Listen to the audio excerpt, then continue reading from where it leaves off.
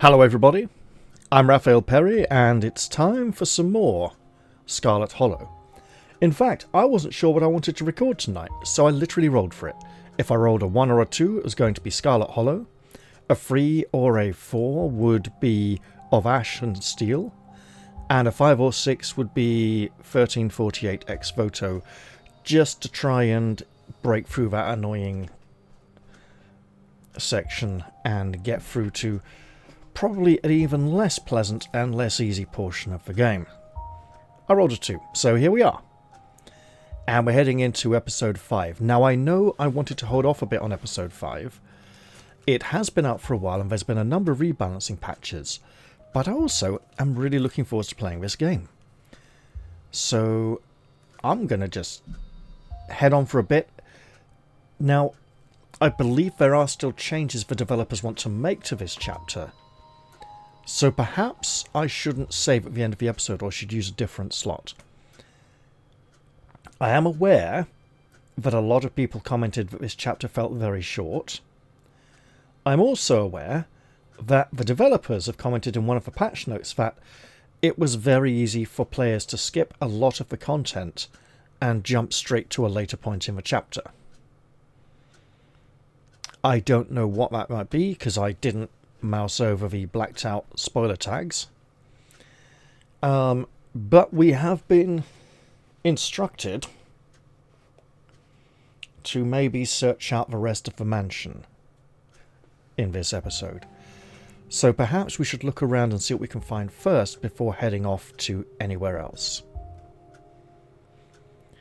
Let's see how things begin, then I'm going to share a few thoughts. We are absolutely continuing Play Slave a Princess, our other game. That's a lot more explores than usual. Now, interestingly, the developers of this game are the developers of the incredibly popular Slave a Princess game, which they apparently made to raise more funding to keep working on this game, their labour of love. And you know what? It really shows they do care. They've also recently announced that they've gone into game publishing. So they've got enough money to publish a game by another developer they get on quite well with. And that will, also help them fund this, which is hopefully great. I hope it works out well for them. I won't be clicking any of these above sections, though I would just like to continue with the game for now. We will be skipping a recap this time. A lonely piano refrain echoes through your head as you sleep. It feels like it goes on forever, clumsy and uncertain of itself, stopping and starting at random.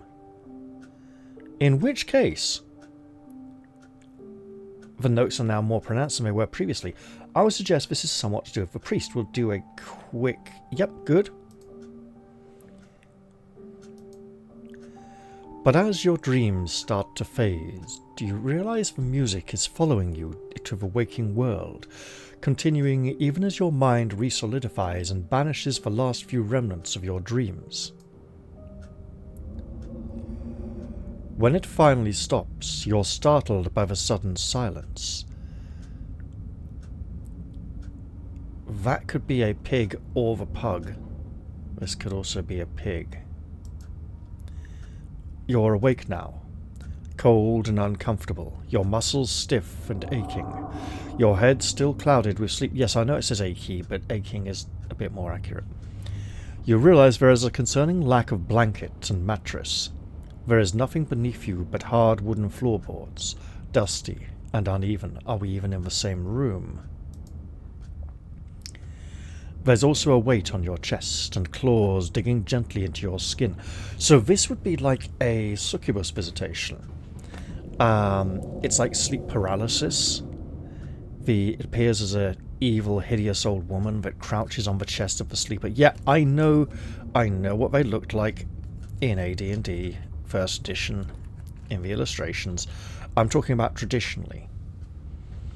And claws digging gently into your skin, although this seems decidedly unhuman. Your heart skips a beat. I was thinking it might be like the ghost of Stella's pug, but I don't think that's the case. Oh, bat-like creatures. You're greeted by two beady eyes staring down at you over the twitching nose of the opossum that lives in your drawer. They look like that. The limbs of that. The other one is crouched in the corner, eyeing you warily. There are two of them? I never knew there was a second one. You are not in your room. So these things have claimed me? You can start crying, stand up smacking the opossum away in a panic frenzy, or stand up and get our bearings. It's an animal. If we smack it, it could scamper away, but it could get aggressive and latch on. And it was very territorial in the drawer, so let's not cry. So our only remaining option is to stand up and get our bearings. You stand, your legs wobbly with sleep, the odd tilt of the floor adding to your unsteadiness. I suspect we are not currently awake. The possums do look rather large. The opossum clings to your shirt with its tiny claws, holding on for dear life. Can we dislodge it, pry it free gently, and set it down? You must be in the forbidden wing. But why?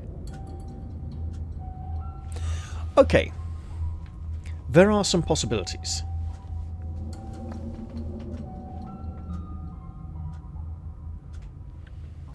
Let us address some of my suspicions at this point.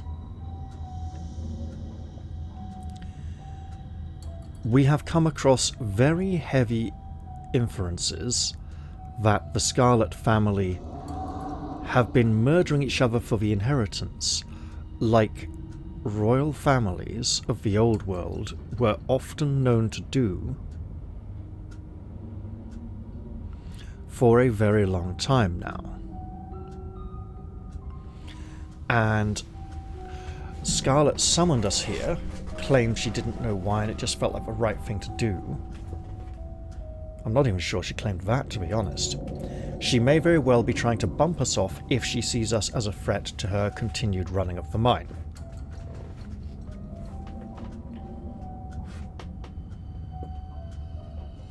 And speaking of Tabitha, you may recall in one of the last two episodes, I mentioned that her artwork looked new.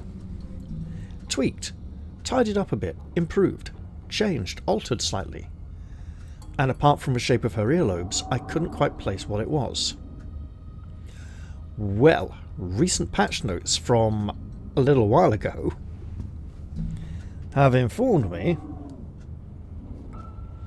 that she had too many fingers in one of her images, and one of them was removed.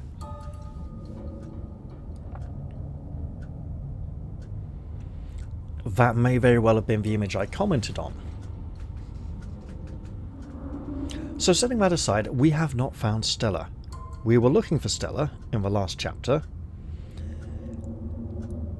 and from what I've gleaned from my comments section, there are 4 ways to find Stella. Please note, I'm being cautious in the use of the words find Stella and using the word find as opposed to find out about Stella or find out about what happened to Stella, because I'll address that in a little bit. Apparently there are 4 ways to find Stella in Chapter 4.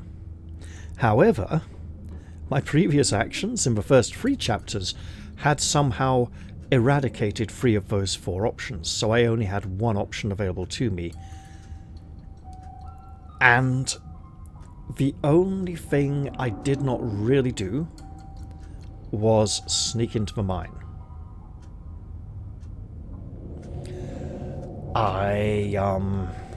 Well now. I phoned Tabitha instead, because that seemed like a more respectful thing to do.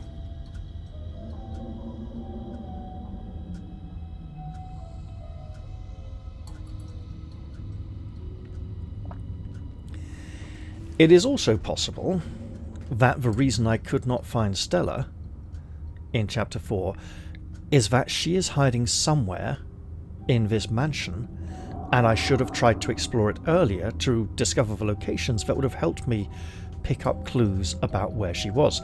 The other thing I did not do was go back into the crawl tunnel beneath the trapdoor in Oscar's place behind the library. Now,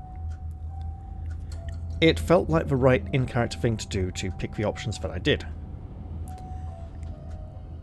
Also, Stella went away from the library, directly away. Unless she came back, it does not make sense for her to be down there. It does possibly make sense for her to have headed off towards the clinic, as she expressed a strong interest in wanting to go back there and find the carving in the clinic. And we did not open the cabinet in the mortuary with Pearl Ann's name upon it, because Reese was standing right there watching us, and if Stella's body was in there, either conscious or unconscious, even dead, if it wasn't there, we would have had a very difficult time explaining to him why we wanted to look at the dead body of our aunt.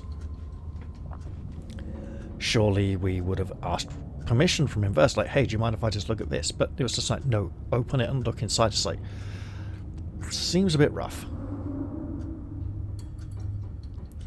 So, it is entirely possible Reese has done something to Stella, or something worse from the ditchlings has happened to her, and that she will not be alive. Now, we spoke to Wayne about Stella, and he said, when you found her, remember that she ran away and you can't rely on her to be at your side or have your back when you need her. That's entirely possible, but we should let her know that she can rely on us if she needs us. She needs a bit of time alone, but she does need her friends around her. Speaking of which, her friends have been very mean to her on the internet recently. Casting disparaging remarks in response to the information she's been posting, perhaps a little too earnestly. On a blatantly related note, someone left a comment on a video in this series a couple of episodes back. Wasn't the nicest of comments. In fact, I would describe it as a thinly veiled insult, to be honest. And you know what? Given the attitude that came with it, there's not really much point responding. Don't you just feed the person's ego? But hey, you know what?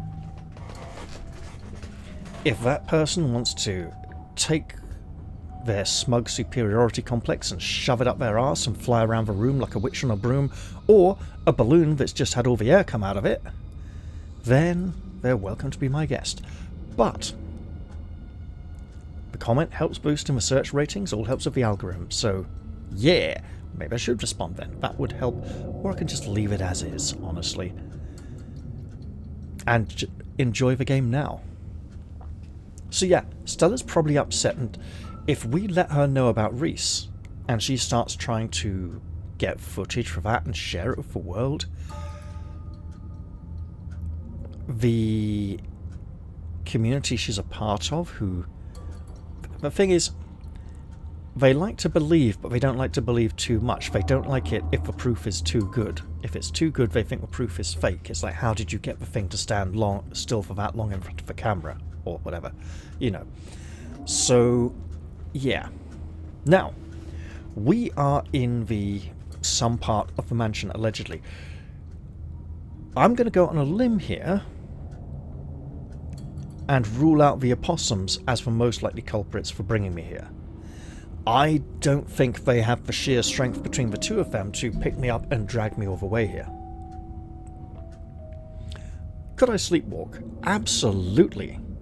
We don't know if Sarah sleepwalks or not, but she's been through a lot of troubling stuff recently. Is it possible we were brought here by another human? If so, the most likely culprits are Stella and Tabitha. If Tabitha brought us here, into the portion of the building she strictly warned us against entering, that's not contradictory. She's warned us against coming in here, told us it's not safe for us to come in here, it's very dangerous, we could die, the building's not safe. You know, practically hanging off the side of a cliff in some aspects. And the floor in this room is not level, it is slanting at an angle. So she could have warned us to make us afraid of that, so that when we regain consciousness here, we know we're in a dangerous place and are very scared and cause ourselves an injury, or even perish in some regard. Dumping us here could be a very mean thing for her to do, especially if she's going to try and hunt us down and kill us. I have seen an image of Stella in one of the updates where she appears to be holding a hunting rifle or shotgun. Not in a very threatening manner, just in a calm, sort of holding it at rest manner. But even so, yeah. If Stella has brought us here, why would she do that? First off, and here's an interesting thought. So, if Stella is here in the mansion somewhere, why would she be here? She could have come here to Tabitha looking for help who could hide her, or Tabitha could be keeping her here against her will, or have killed her here and dumped her here in one of the side rooms. We were told that if we investigate this place, by Wayne, we might find some things that would surprise us. And that's entirely believable. So, if Stella, who was hiding here, would have dragged us to this location, it would be to get us alone private somewhere where she could speak to us. However, if that were the, and maybe she's gone off to get some food and scrounge something from the kitchen or something. However, if that were the case, what if we'd found her in the previous chapter? Would the beginning of this chapter then have completely changed? Or is this chapter always destined to start this way? In which case, I suspect Stella is not that heavily involved. If we had explored part of the mansion a little bit earlier, on one of the first couple of days, when we had a slight opportunity, I think, this sentence might change from "you must be in the Forbidden Wing" to "you are in the Forbidden Wing," or something like that. If Tabitha has brought us here, and abandoned us here, I can't imagine it's just to keep us out of the way while she does something in another part of the house. It's to either incarcerate us or place us in great peril. Well, not necessarily great peril, but a small amount. However, the fact remains that we are not at the same location where we went to sleep. We have been moved, and somebody had been in the closet in our bedroom the previous day. I can't remember if it was when we woke up, or I think it was when we woke up, so the night before this one. And there wasn't any obvious evidence of particular items having been removed. It looked like the doll might have shifted slightly in position. That was it. What would have been... Right. Something could have been placed in there, or removed from there. And it's not immediately obvious how that would tie into our current situation. So I suppose we'll just have to continue a little and see what happens. The small opossum finally moves. It carefully makes its way down the length of your clothes, as if afraid you might notice it if it moves too quickly. We'll try not to make any sudden movements. It hastens when it finds solid ground, scurrying to the larger opossum in the corner. The two stare at you, not quite afraid, but clearly more wary now that you've risen to your full human height. Should we crouch down so as not to threaten them? Also, now that the opossum's head is out of the way, I want to say this does look a little bit like an angel, with two wings, a head, and a halo. It was looking like it's sticking up above the creature's head, but now it looks more like two arms, head, body down here with a very tall person with very short arms.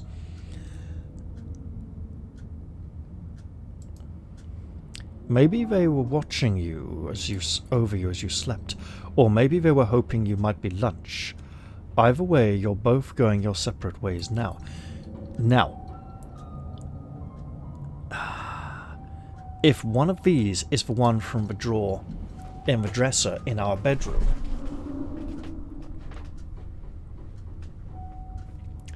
does that mean somebody had to open the drawer to let it out? Because that could imply that whoever put me here has removed all of my clothes and possessions so they can burn them and pretend I was never here. Or say, oh yeah, Sarah left to go home, said she wasn't sticking around for the funeral or something. There are 2 doors out of the barren room. One is a normal door leading into what you assume to be a hallway, with a boarded up doorway there. The other is a door that may once have been hidden, though the ruined state of the wallpaper has robbed it of its secrecy.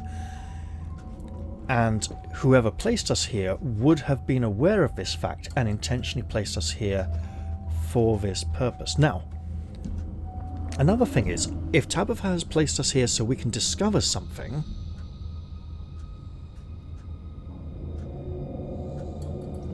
it's also possible we were put here by Wayne to discover something.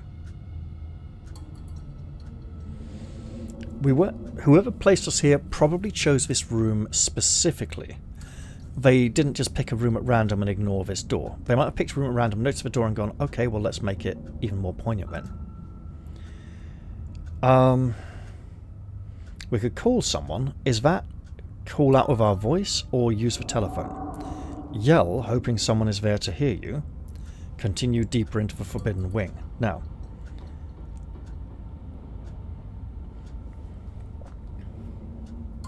who would we call? First off, you groggily pat your legs before realizing that you're still in your evening attire. Yes, we probably don't have our mobile phone on us. Whatever brought you here wasn't thoughtful enough to bring your phone from the nightstand. Or any of our clothes. Well, obviously we should explore through the hidden door. And there's no door handle. There doesn't seem to be a clear way to open it, besides the brass circle where a handle should be. Perhaps we should look for one of those. We could try to force the door. We don't have the brute strength trait. Look through the keyhole where the handle used to be. I'm going to go out on a limb here and guess it's really dark. But let's try. You lean forward, peering into the narrow opening at what lies behind the door and hope nothing goes into our eye. It's your room.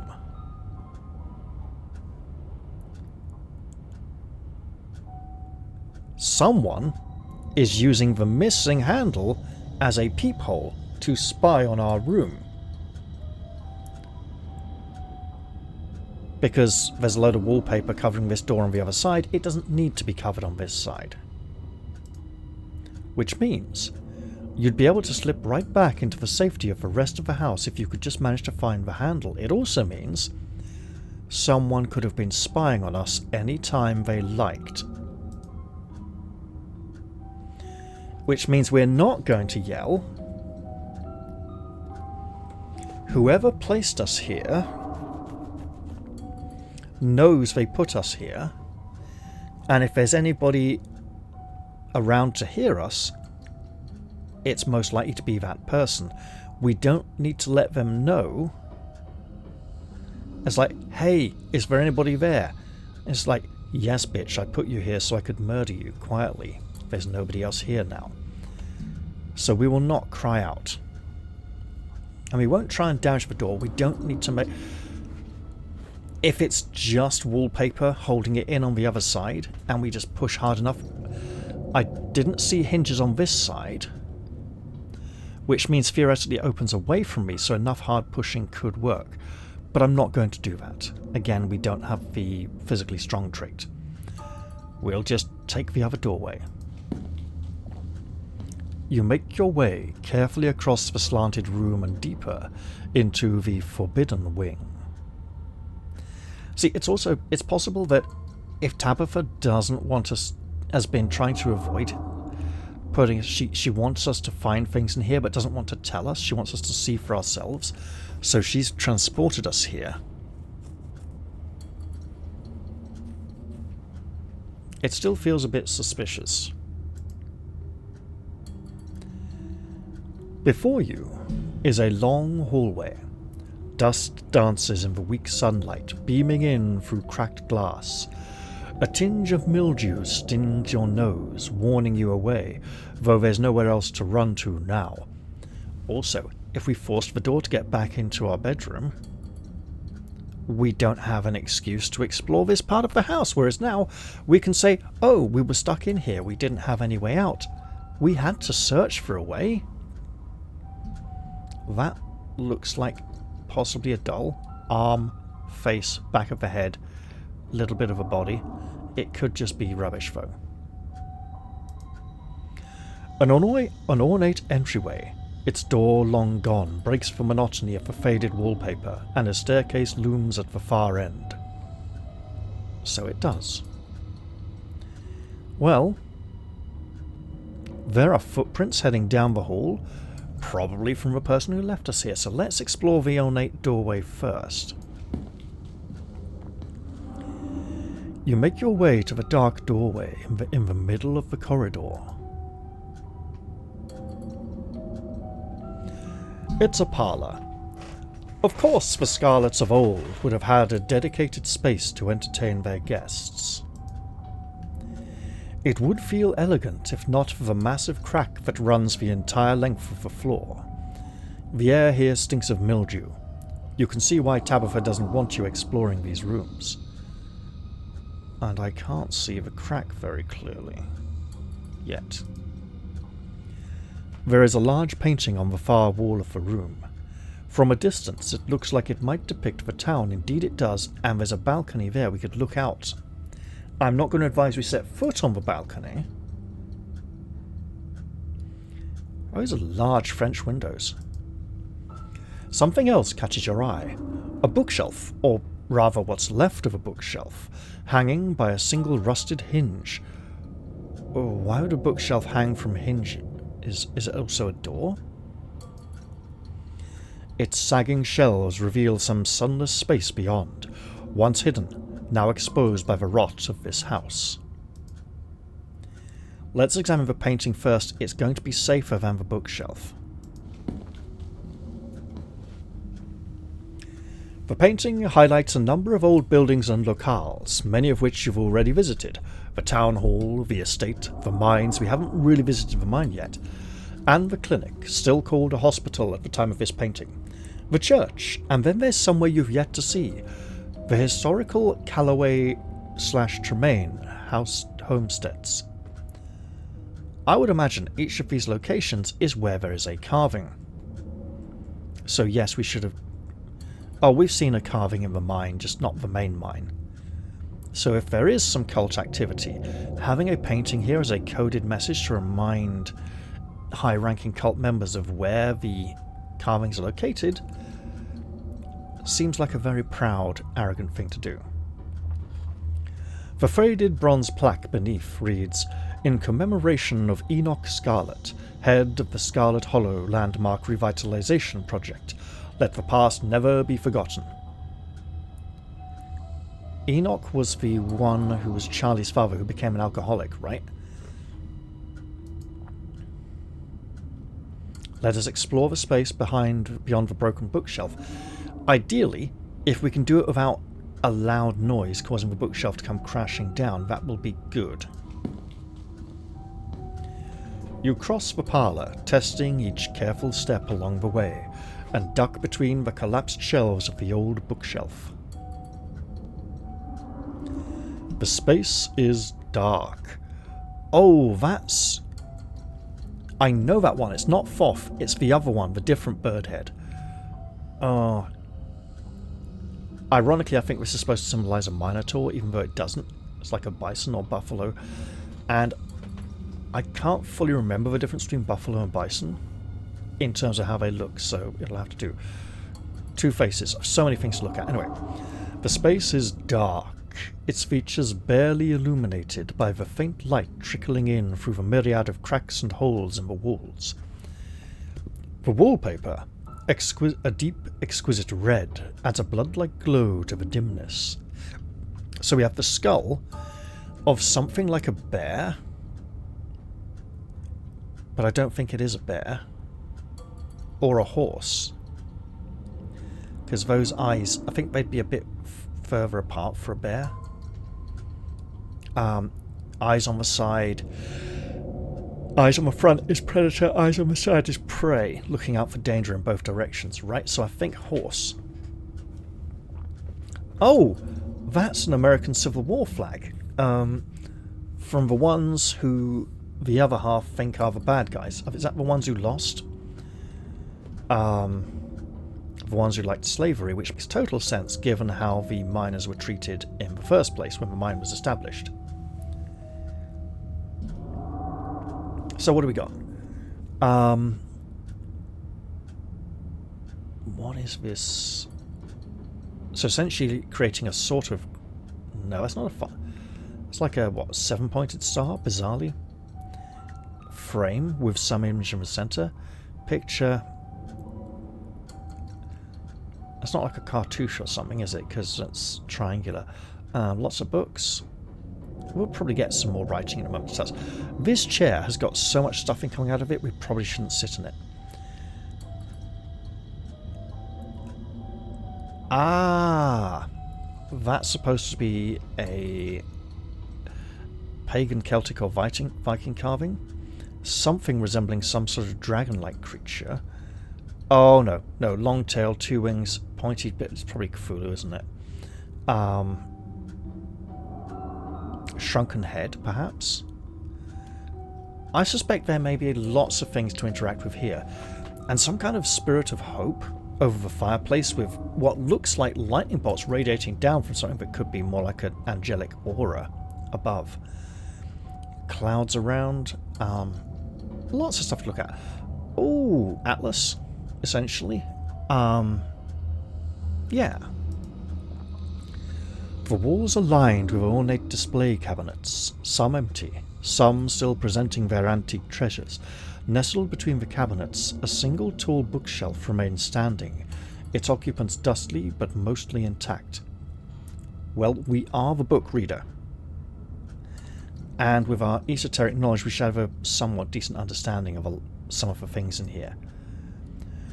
But all of these are ornamental details. Your focus is drawn to an expensive-looking antique desk in the centre of the room. I mean, that's more like the back than the centre. The middle's kind of here. But we read the books, obviously. Maybe the collection of literature can help you learn about this room's occupant. You approach the shelf, your eager eyes poring over titles for anything that seems to stand out, and as the floor is unstable, having Booksmart could actually be to our detriment here. The upper shelves are mostly classic fiction. Moby Dick, Shakespeare, various Dickens novels. Nothing that stands out as particularly interesting. Apart from the fact that you got a lot of Dickens novels in the same room as an American Civil War flag associated with a faction not particularly associated with civil rights in the same way Dickens was. The bottom shelf seems to be home to reference books. Heavy volumes of long outdated construction law, treatises on various aspects of the coal industry, but there's also a book on city planning that stands out to you. The spine is marked with a dot. You pull it out, the shelves above shifting precariously as if the book held some load-bearing purpose. Well, yeah, because if old shelves sag, the taller books prop them up. The instant you crack its spine, a slip of paper falls out, ancient and fragile and yellowed with age. It's some kind of map. Scarlet City Hospital, Town Hall, the mines. This... Where's the fifth one? So we're presuming up here somewhere, right? Scarlet Estate. Where's the library? If we think this one here by the town hall is the library, there's the hospital. This would be the Tremaine and what was it? Homestead contested ground. So then this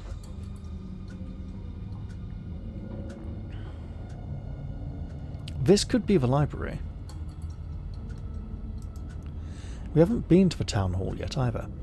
And judging by the highlighted landmarks, it's a map of Scarlet Hollow. Town hall, the old hospital, the mines, all places where stone carvings had been buried. There's one more circled area as well, what looks like a patch of farmland.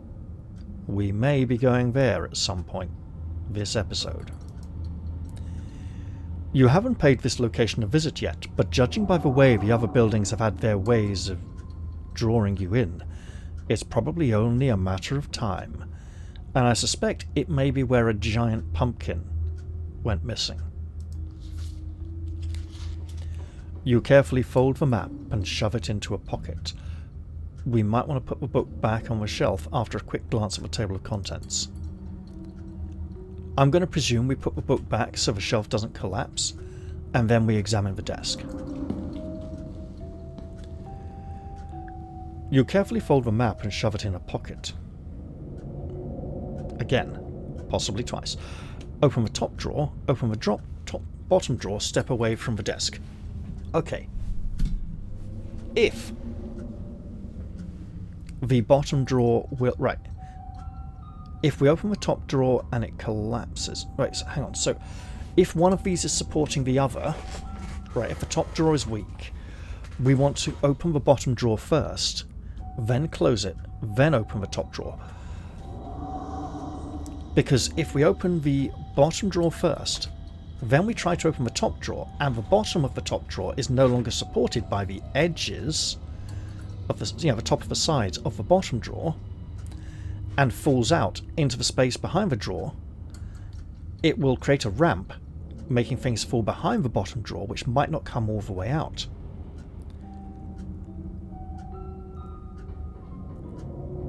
Whereas if we open the top drawer first and search in that, we can then open the bottom drawer safely. So top drawer it is. The top drawer mostly contains old-time letter writing materials, complete with a fancy dagger-shaped letter opener and a wax stamping kit emblazoned with initials ES. We may feel threatened enough to want to take the letter opener.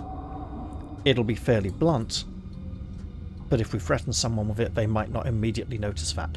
I think we'll leave it as it is because we don't want to be that paranoid yet. Underneath, you find a pile of crumbling financial documents, scrawled in neat cursive, which is apparently American for handwriting. In every spot that needed a signature is the name Enoch Scarlet. Apparently some people call it copperplate handwriting, but it was just handwriting that we learned at school. This must be his desk, meaning this must also be his study. At the very bottom of the drawer, you're surprised to find a face you recognize staring back up at you. An antique photograph of a young man, his blonde hair nearly white against the dark sepia background, and it says 1917 Teddy. It actually says copyright 1917 Teddy. It's Teddy. He looks almost exactly the same as he did in your vision. Almost. There's a carefree look in his eye that seems to have faded by the time he found his way to that hospital bed. Enoch must have been lying to that doctor, yet that was blatantly obvious. If the man he spoke to wasn't Teddy, why would there be a picture of him in Enoch's study? So no one else would see the picture? He may have kept that as a ghoulish memoir of his deed, out of guilt, or he may have just forgotten that he had it and had put it in there long beforehand. We close the drawer and open the bottom drawer. The bottom drawer offers some resistance as you try to pull it out. It seems that it was locked, though the bit of metal attempting to hold it shut seems to have rusted to the point of uselessness years ago. So just a little edge sticking up, being awkward and stiff and stuck. It gives in with a sharp tug, rotting wood splintering softly somewhere within the century-old desk, or actually breaking it. Inside you find a strange collection of glass vials.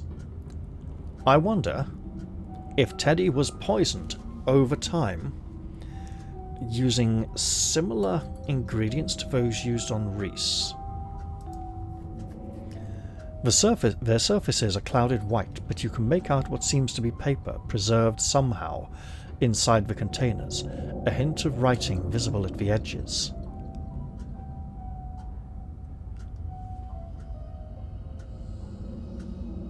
Is it possible that opening the vials would expose us to poisonous fumes? This has been here for decades, quite a few decades, so those poisonous fumes could be quite faint and weak by this time. Are we likely to be able to retrieve a piece of paper from one of these and read it? I'm not sure that's the best idea. Why would a piece of paper with writing on it be rolled up or scrumpled up and placed in a small glass bottle, a clear glass bottle? This seems like some kind of magical curse or nasty thing we probably shouldn't mess with, but we've missed out on so many clues so far. I think Sarah's going to have to live a little dangerously. You search for one of them but hesitate before opening it. This is a fragile thing and it hums with a strange energy. So then we shouldn't. You close your eyes and focus on that hum, and to your surprise, at the back of your mind you hear it. To Miss Maeve, I know it has been several years since my last visit, but I do hope you remember the young lad who used to find himself at your doorstep more than you probably would have liked. I write you now with the utmost urgency. I'm not sure if news has yet reached you regarding what transpired just yesterday. Many lives were lost. The town is in a frenzy. I hope to mitigate some of the damage that has been done, and thus must speak with you at once. I attempted the journey to your place of residence, but was unable to locate it. He couldn't remember where she used to live? Or she's moved about a lot? So I'm thinking Miss Maeve invested financially in the mine. You once told me of another way to reach you, and though it seems nothing but a half-remembered fantasy, I'm acting in desperation. I can only hope this letter finds its way to you, as you once said it would in my hour of need.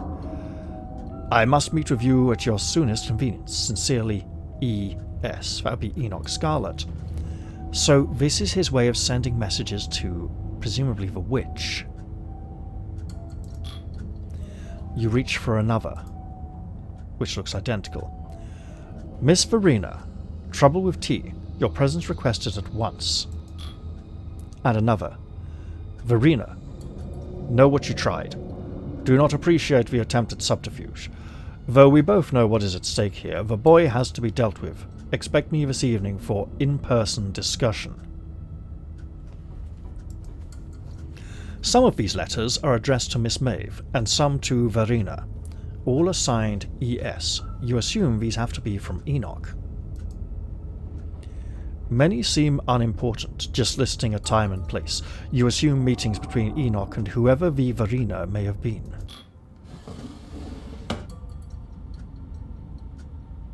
Isn't Verena the old world's version of Athena in Warhammer? In the Warhammer old world.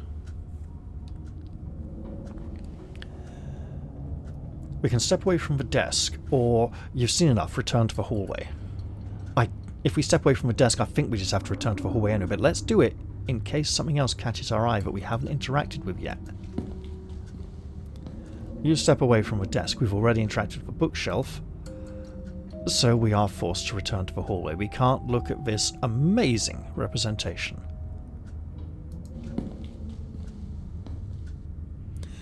You return to the hallway outside of the parlor and probably have to follow the footsteps towards the stairs. Indeed we do. The footprints The footsteps caused the footprints. You follow the path laid out in the dust. Now this will be interesting. These footprints do not seem to necessarily indicate I was dragged. Do they indicate I was carried? Or that this person had no heavy burden whatsoever? It takes you up a flight of stairs, the way down blocked by debris, and you find yourself on the 3rd floor of the estate for the first time. We have Old Carolina. That looks like the word flight. Foot in Flover. Is that supposed to be clover? Resinald's best, not Resinaldo. Okay, and there's bright light here. Also from a window, obviously. And doorway there. Also, this is probably the 2nd floor and not the 3rd floor. This is American. For some reason, they call the ground floor the 1st floor. Which makes sense if you're looking at it from the side. Counting. Now, the way we number it is different, which makes less sense. Why is the floor above the ground floor the 1st floor? And the best answer I have for you is that if you need to climb a number of stairs to get there, it helps to know how many flights of stairs to climb to reach that floor. So it'll be the 1st floor as you go up the stairs, the 2nd floor as you go up the stairs, and so on. Whereas when lifts or elevators come into common usage, it makes sense for the ground floor to be called the 1st floor because it is the 1st floor you enter when you come into the building. There are more footprints leading all the way down the hallway and into the farthest door, which means we obviously want to check this door first. We can approach the window, move the boxes from in front of the nearest door, enter the middle room. There's a nearest door? Well, we'll do that then. The boxes slide out of the way with a bit of elbow grease. You push past them into the room beyond.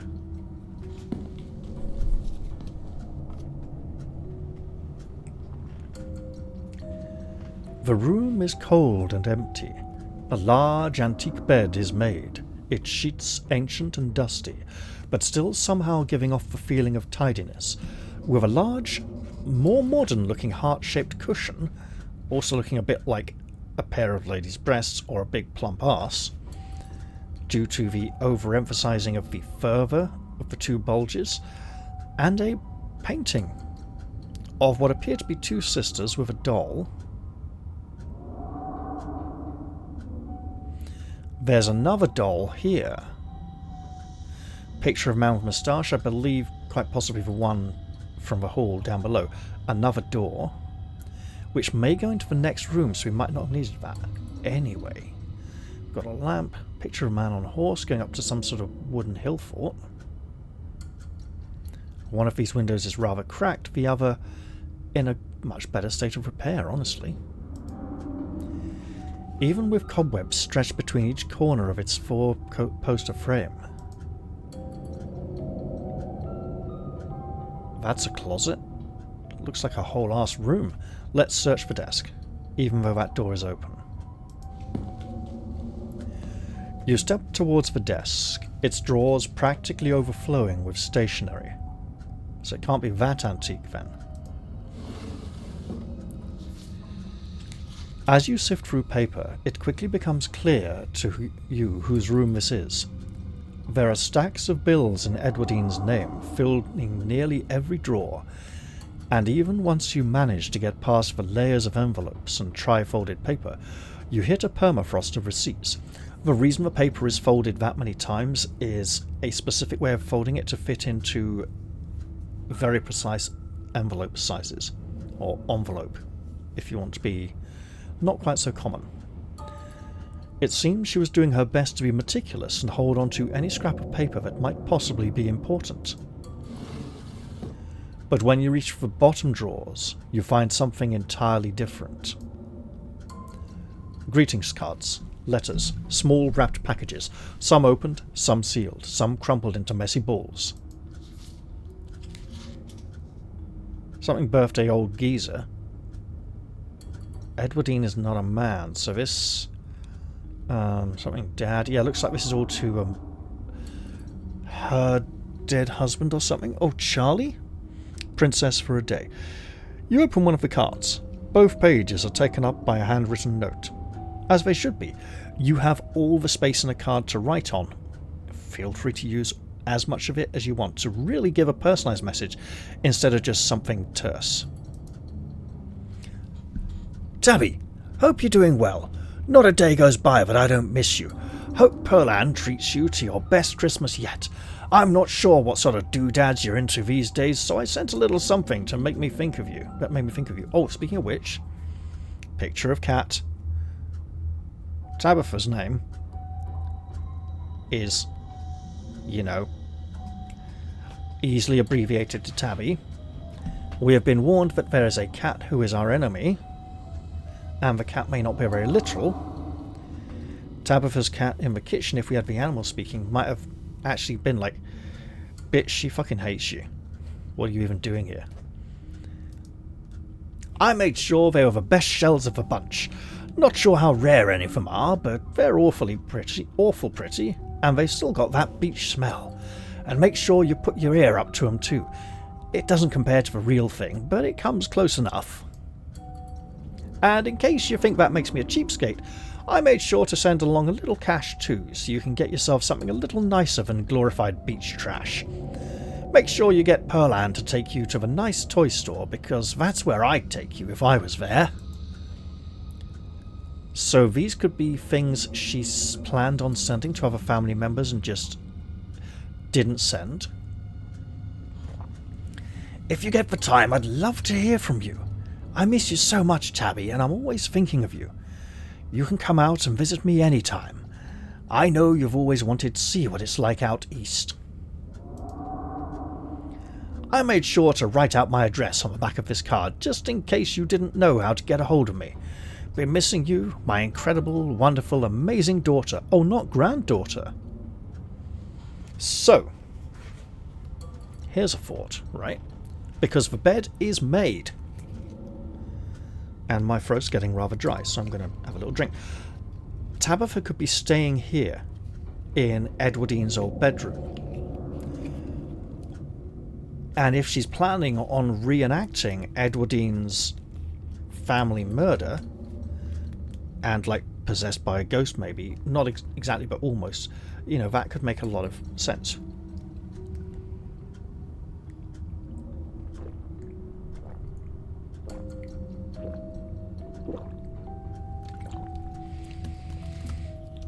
It also makes sense that if whatever entity is using Wayne as a mouthpiece warned us and instructed us to search this portion of the mansion, that doesn't mean he's on our side. It could be bait to reel us into his trap. At this point, we should probably just suspect everybody. All my love, Dad. Wait, what happened to my daughter? Oh no, that could still be from the father. You pull out another from closer to the top of the pile.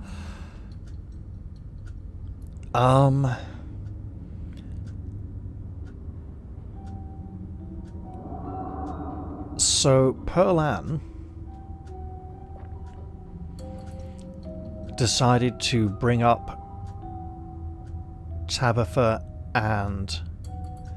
No, Pearlan is Tabitha's mother, and her grandmother was Edwardine. So after Pearlan and our mother's mother died in childbirth, the father probably sent all these messages which Edwardine stashed away and kept hidden. Happy birthday, Tabby. It's me again, your old dad. We're definitely going through different cards here. So, the big 2-0. I can't believe my daughter is such an adult. In my mind, you're still that bouncy little kid doing cartwheels on the front lawn telling me what various sounds animals make, like you're the professor of animal noises. I have no idea if you read these, but I'll keep writing them even if sometimes it feels like I'm writing them to a ghost. I mean, we haven't spoken in almost 15 years. You're a whole human being now, and I've no idea what you're like. Or, of course, Tabitha could be keeping Whis here. I like to think we'd get along, though. Probably repressing the fact that she has a bond to another human. As always, my address is on the back. I hope you'll decide to come visit me one of these days. I've got a guest room all set up, just in case. It's always ready for you, kid. And yet she never wants to leave. I love you, and I always will, no matter who you turned out to be. Love, Dad. Well, it seems like she turned out to be a bit of a miserly, cruel, hard taskmaster. There are years and years of these. The bottom drawer is almost entirely unopened envelopes, dating from when Tabitha would have been just a kid, all from him. Yeah, I think the unopened ones are the opened ones I think Tabitha might have found unopened and got more recently, and stashed them here with the others, as opposed to the... Then again, some of these look like quite young, so maybe she... Some of these are the earlier ones. You pocket a few of the cards. Is that wise? Were we hoping to confront her with them? Let's search the closet. You make your way to the closet. I doubt it leads to Narnia. It seems Edwardine kept things neat and orderly. Not or as neat and orderly as she could, considering the decaying state of the place. And of her health towards the end, no doubt. You can't help but notice that these dresses look strikingly like the style Tabitha wears. You can imagine Pearl Ann sifting through Edwardine's old trunks of clothes, recycling moth-eaten vintage dresses for her daughter instead of buying anything new. Pearl Ann might have worn some of them herself. The only thing here besides her clothes and shoes is a box shoved off to one side. You pick it up, because that's obviously not wise. Child-size overalls, striped shirts, a small pair of trousers with suspenders still attached. One of those little sailor suits boys from the 50s were always wearing. And you think she would have dressed Tabitha in this? Kanika would have loved to wear this when she was a child of around the right age to do so. When you pull out the last shirt, a note is revealed, tucked away in the bottom of the box in a protective plastic sleeve. It's scrawled in almost illegible handwriting, written in some thick brown watery ink that's cracked with age. It's probably not ink, and it's probably not brown sauce either. Mommy, I am in here too, and it love you. Small I, not capital I in both cases. Mummy, I am in here too, and I love you. Your hands tremble. The note somehow making the tips of your fingers feel dirty, even as it sits behind a layer of plastic. Is Mystic gonna come in here too? You drop it back into the box, once again covering it with the clothes, shoving it back into the recesses of this forgotten closet where it belongs.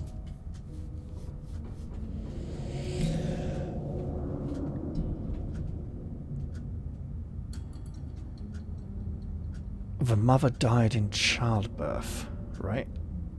So this would have been Pearl Ann who wrote that, presumably.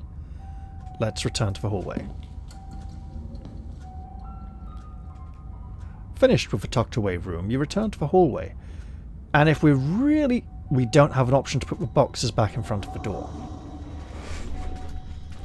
Now, that would advertise to anyone who frequents this place the fact that we have entered that room. However, the very fact that we're likely to make it out of this portion of the mansion at all means that they'll know we've been here anyway. So, the middle room, because it's on the way to the window.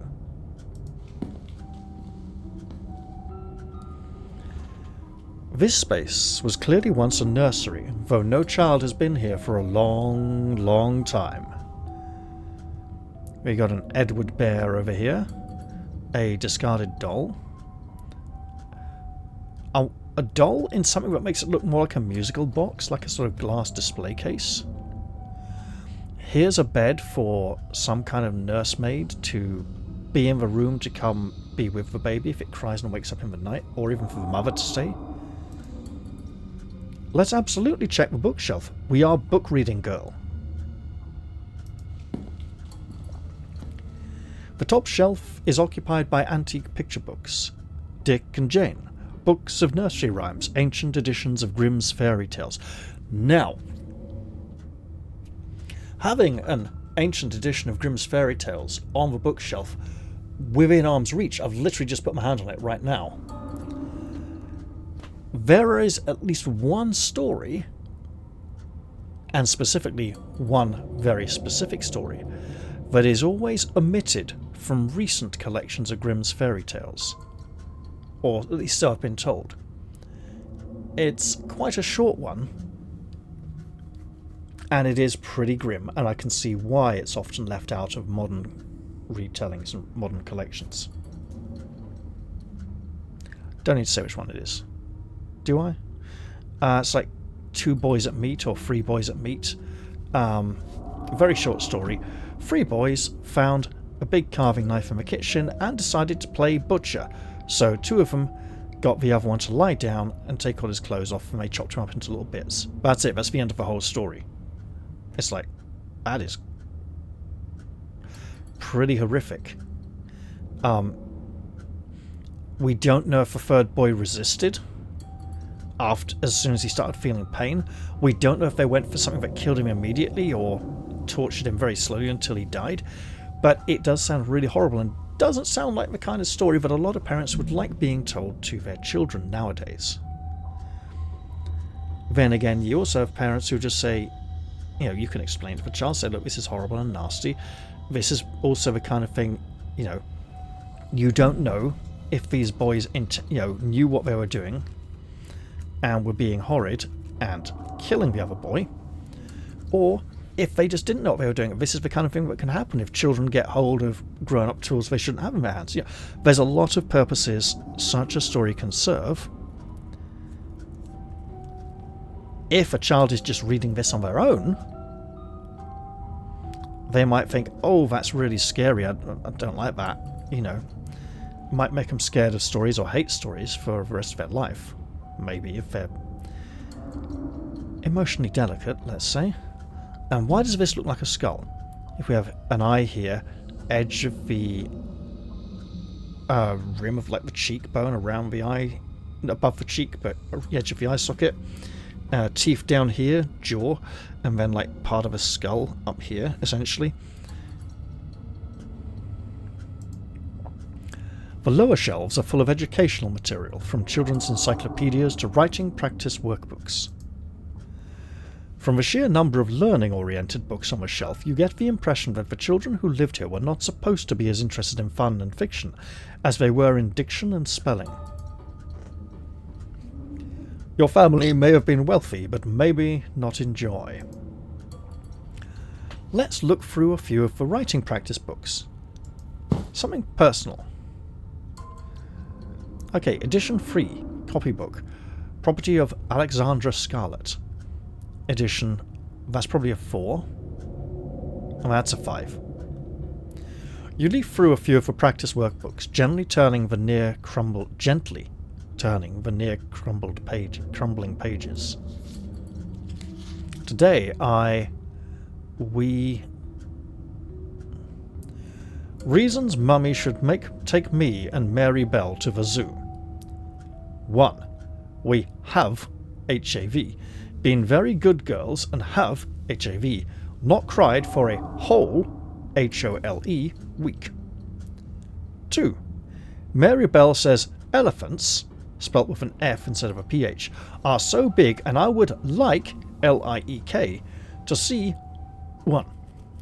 Number 1, not word. 3. I think it would be very fun and Mummy would have a good time. We don't know how old the child who was writing in this was. However, if this is a nursery, they should have generally been like under 4 or 5 years old. Well, like 4 or 5 years old at the oldest, I think. After that, they should get their own bedroom.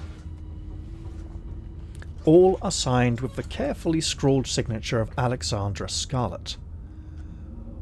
What child has a signature at that tender age.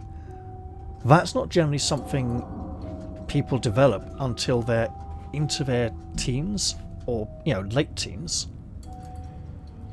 You flip through the rest of the book, your eyes unfocused as the many practice sentences and letter copying pages flash by, but something near the back of the book gives you pause. In a section that starts with the prompt, "Today I," Alexandra continues to talk like a New Yorker to the boy in the wall. It is entirely possible someone was bricked up in the wall, probably because they stood to inherit the family fortune, and were kept alive until they eventually perished in there, reeking in their own shit and piss. This last prompt lingers with you. If all of these practice books are the same, you wonder what else you'll manage to find under "Today I." You grab the next copy, opening it to the first practice writing page. "Today I told the boy in the wall about my family." My family. Family? Oh god, is she from EastEnders? My family! Van, the boy in the wall, said he is happy. He has a kid to talk to. I am also glad because Mary Bell is mean some TMs and tells me what to do. He is really nice, and I hope he can come out of the wall to play with us soon. I'm surprised the wall wasn't spelled with one L to be WAL as well. Today I told the boy in the wall that I am sad. He was really nice and told me he knows how to make Mummy be nicer to me. He said Mummy tucks him in every night and reads him stories and is never mean, and that if I was in the wall, Mummy would also be nice to me. He said there can only be one kid in the wall, so he will have to switch with no T, places with me. But Mummy will be nice to me, Van, so it is okay. Today, I ate dinner with Mummy.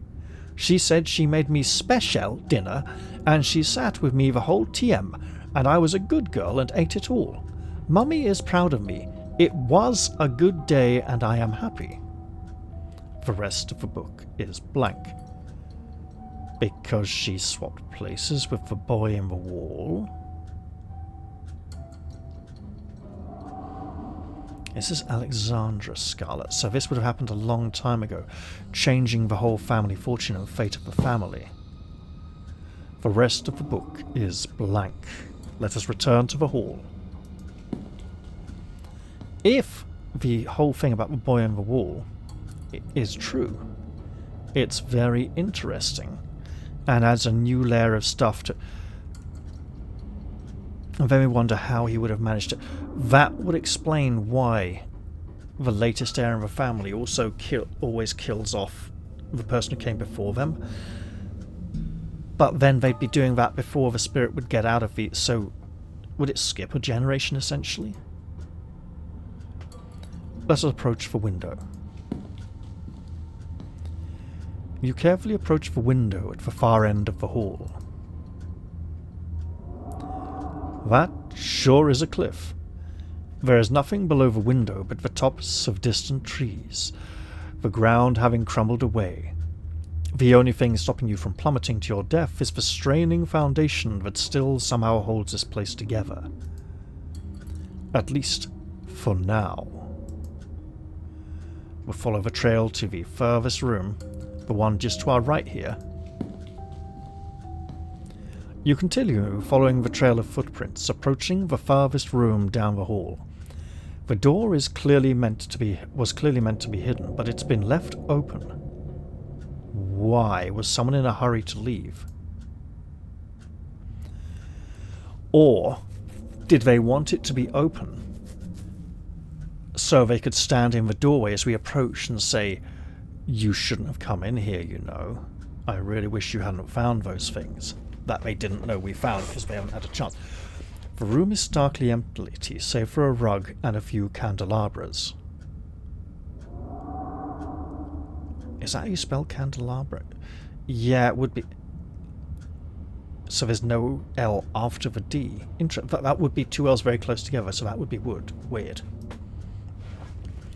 The lack of dusty old boxes and rotting antiques mark it as distinct from the rest of the cluttered, forgotten spaces you've explored, and that cloth on the floor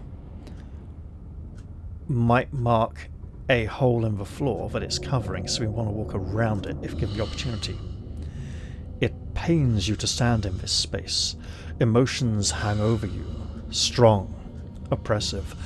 Strong. Hang on. Emotions hang over you.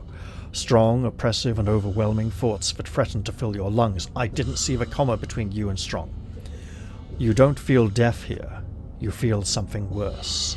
A deeper loss. One that's left a wound that has refused to scar. You can't help but fixate on the carpet in the center of the room. The corner is rumpled as if it has recently been moved to cover something. We will move the carpet. There may very well be a hole in the floor. We're not going to walk across it. I wonder if move on was walk across it or around it. You pull the carpet up, exposing the bare floor and revealing what lies beneath. An ornate ring of sigils has been carved into the floor, 5 along the edges, with a 6th in the center. We should probably not walk over that. We should probably move around it. The circle emits a now uncomfortably familiar feeling. You can feel your gaze forced to crawl over every intricate detail of the carving in front of you, and analyzing it may be the trap. The serpents wrapped around the staff give you flashes of the room or beyond the morgue, and the darkness that swept through the house once it had been uncovered. The fist and chain makes you feel like you're back in the claustrophobic confines of the mines, summoned by the angry hammering of its memories. So, hospital, mines, 2 hands. This should hopefully... Oh, because the library was the old town hall, wasn't it? That's why they keep the dogmare there when he's in session, right?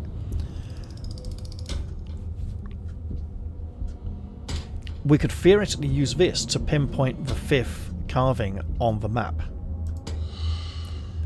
The horns have the same nightmarish, dreamy feeling of the world constructed by the furious ghost of Charles Shaw, Jr. These horns, right? So that's the library. My chair's getting really low. One moment.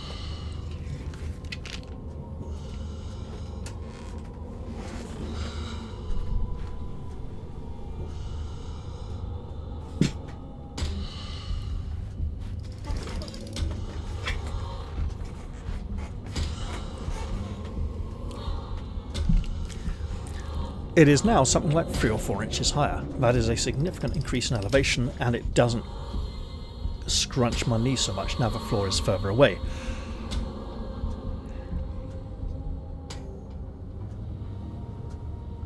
Definitely some kind of occult activity going on, maybe even some kind of cult. So it is possible that every time Tabitha crosses over this covered sigil, I was going to call it an inscription, but I don't think it is, on the floor, over the carpet, its power seeps up into her. However, the fact that it's been recently covered, I don't think this is a recent painting, which has then been... The fact it's been covered, I think, is blatantly a trap to get us to walk across it and be trapped in the middle, or as some kind of magical alarm to let someone know. The thing is, when we moved this aside, did we reach across it with one arm, leaning across, or did we come round to the side and reach with 2 hands and pull, or what? Because, The others are new to you. The feelings they emit are less intense, giving only vague impressions of what they might be tied to. Golden fields, the mewling of fresh souls just slithering out from the womb and desperate to be fed. Another that rings like bells in your mind, calling you not towards it, but away from it, pushing you from its threshold and into the darkness. Going away from the church and the farmlands, right? But the central symbol is strongest of all. It echoes out across the room, a vast ego proclaiming its dominance. I think the ego that is dominating every member of the Scarlet family that it can. For some reason. I imagine less to do with their bloodline, more to do with the area. This is all further confirmation of what the map in Enoch's study suggested.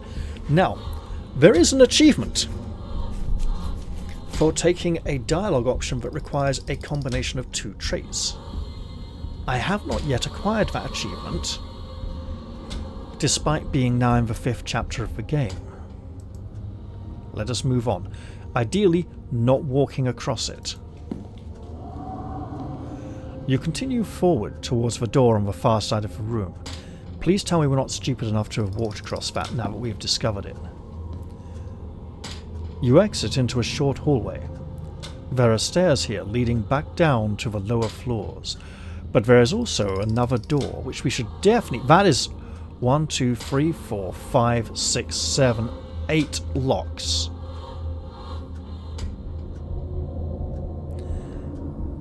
It's almost worth looking behind us to make sure no one shuts the door and tries to lock it. Then again, this door frame is so knackered, these probably won't amount to much.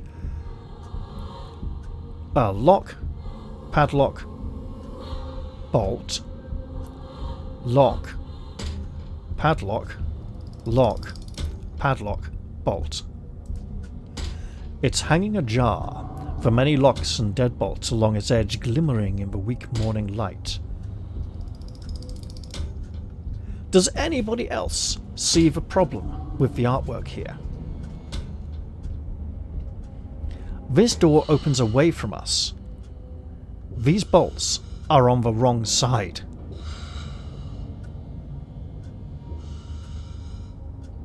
The bolts would need to be... For the bolts to be on this side, the door would need to open inwards towards us. The door frame itself is gouged and splintered, evidence that some desperate creature tried to save itself from the room beyond time and time again.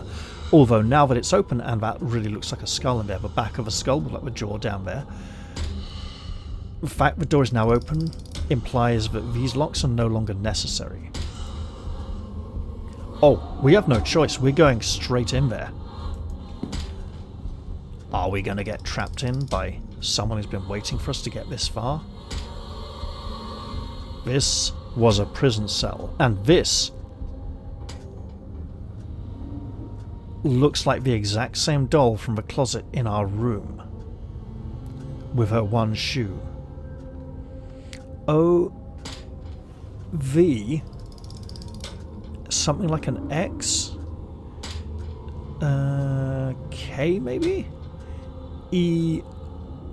Is that a C, G, or O?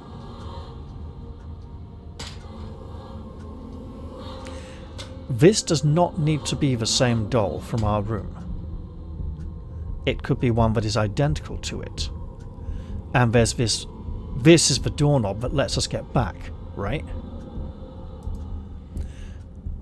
Which means it's a definite trap. Everything about this place reeks of neglected humanity. The walls are covered in scratches, legible words mixed in with the nonsense of desperate clawing. The one window, set high in the far wall, is fitted with a thick pane of glass, as if the iron bars beyond it wouldn't be enough to hold the imprisoned. Ah yes, but the glass stops fresh air from getting in, so that they can feel stifled. It stops wind and rain coming in. You can't help but notice that the doll from your closet sits watching you from the bed, one eyelid drooping. It adds an extra layer of menace to the already deeply unsettling room.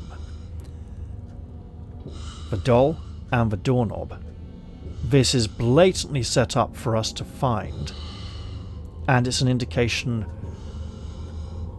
I wanted you to find this. This is a guided experience. The pain radiating from these walls howls through your mind. Whatever lived here lived in constant torment. Arguably, the boy in the wall, or boy behind the wall, could literally be the locked door. But the etchings on the walls are more than just evidence of the suffering that went on here. Whatever was trapped in these walls was trying to send a message to you, or to anyone who might happen across it. Your eyes are drawn to the massive, almost letters dug as deep into the brick of this cell as this cell's prisoner could manage, highlighted with whatever pigments were available. Yeah. Excrement, probably. It almost looks like a word, though none of the lines meet up, causing you to constantly doubt whether they're letters at all, or just lines that fool the eye into imagining shapes that aren't there. Your stomach clenches with nausea as you run your eyes along the deep furrows in the wall. We haven't noticed the doorknob yet. The thing is, if the doorknob has been here,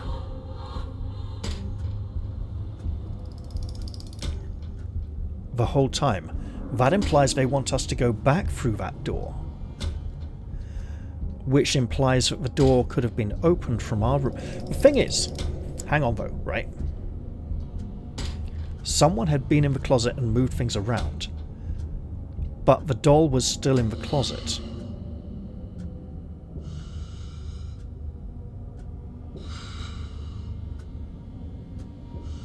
And now it's here. So they hadn't been in the closet to get the doll and put the doll here. It had been something else.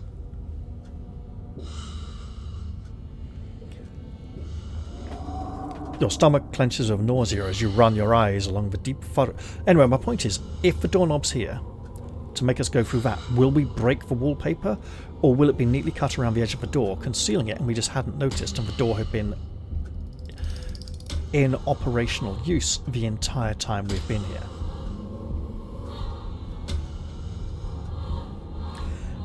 Whatever was in here wanted these words to be known, so you do your best to store them away, trying to burn the image of them into your mind, carved deep into the wall, bloody against the filthy brick.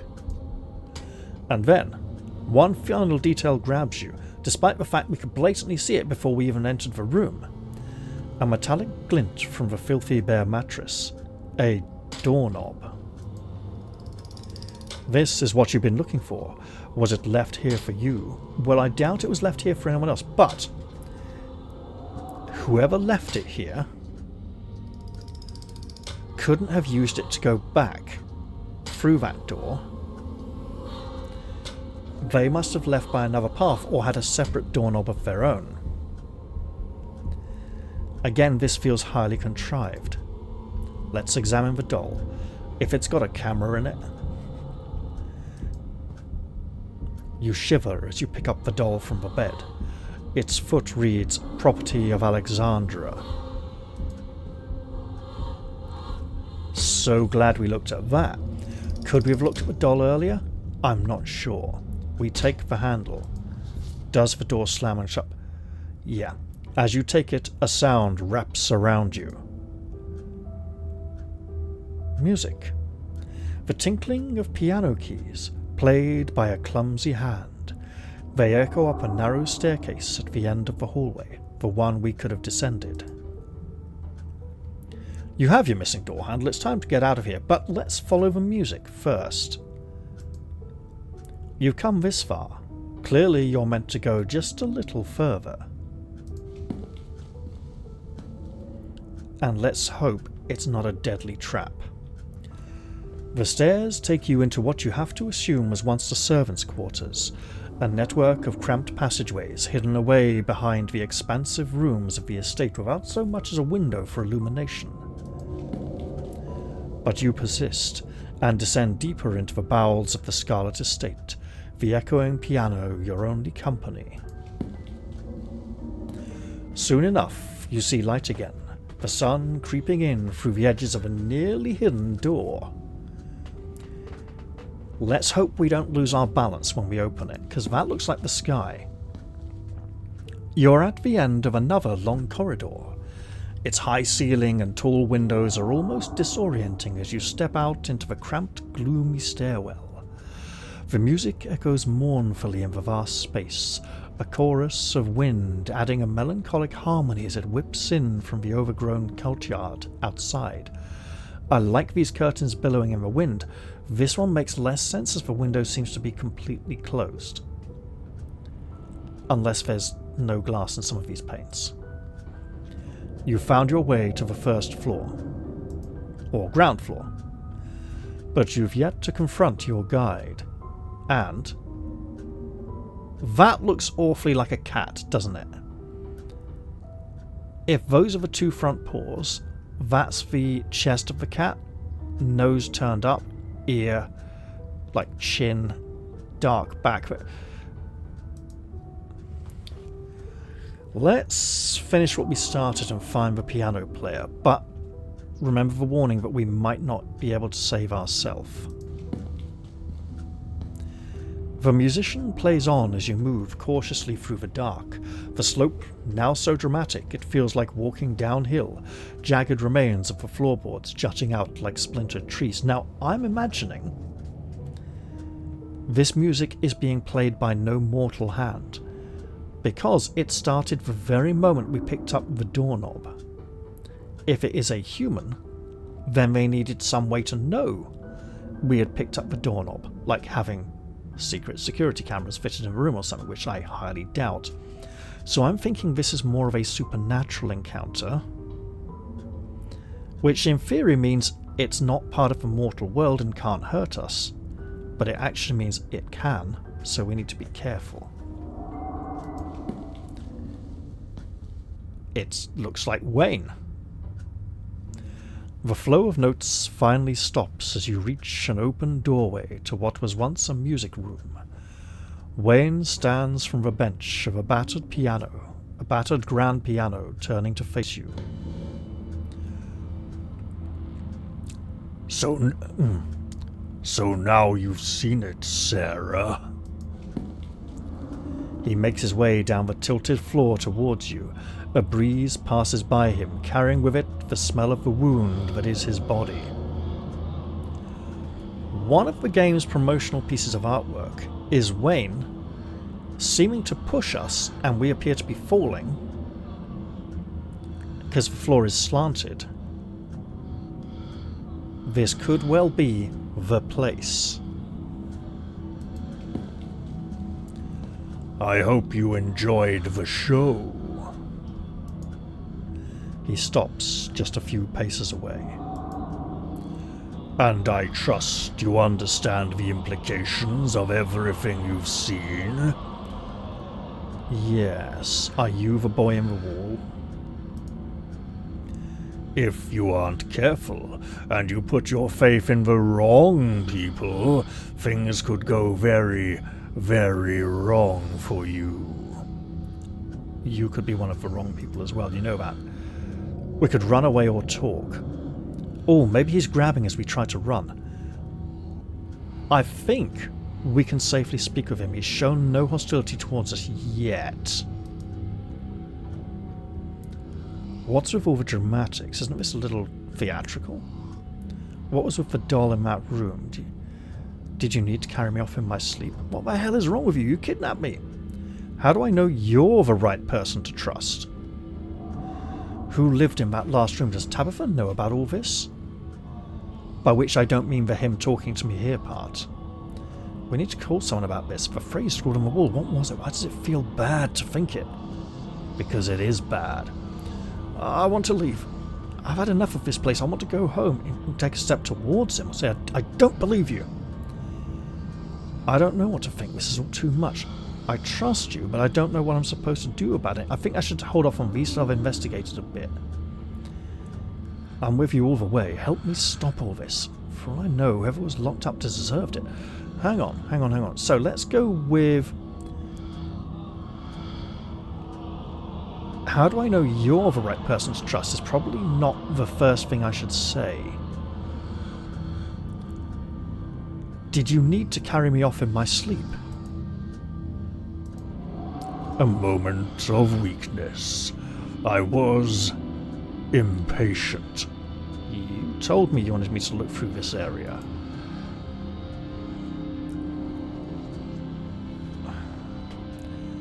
And what now?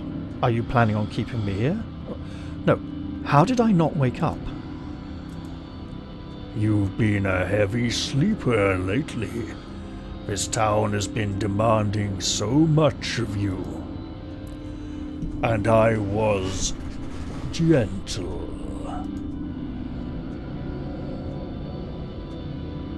I'm here, aren't I? Can't you see I trust you? Okay, so we are back to these. That's good.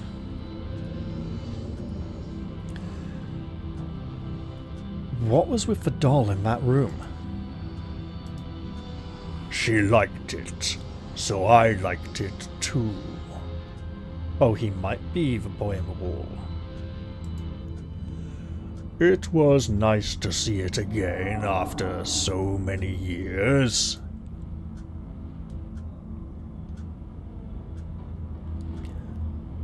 Who lived in that last room? Was it you? Wayne cocks his head almost playfully. He's like, oh, come now. Haven't you guessed? I did. As I thought. I'd been in that room a really long time. Though my being free now is meaningless in the grand scheme of things, the town itself is enough of a prison that I might as well still be stuck behind that door. But at least I'm free enough to warn you.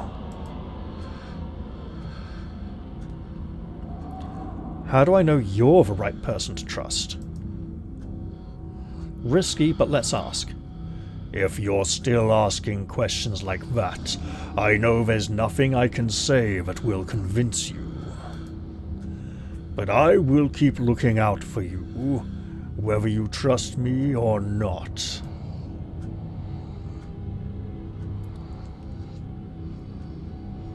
What do you mean the town is a prison? You are number 6. I am number 2. We want information. I can't leave. No one really can. As it stands now, Scarlet Hollow doesn't like letting go of its prisoners. They may be able to cross the town line, but not without paying a price. Like Stella, if she went too far from town. That can be changed, though. It wasn't always this way, and it was never meant to be. We can put an end to it. Does Tabitha know about all this? No, let's... That phrase scrawled on the wall. What was it? Why does it feel bad to think it? I'm glad you noticed. It's a weapon. Hold on to it.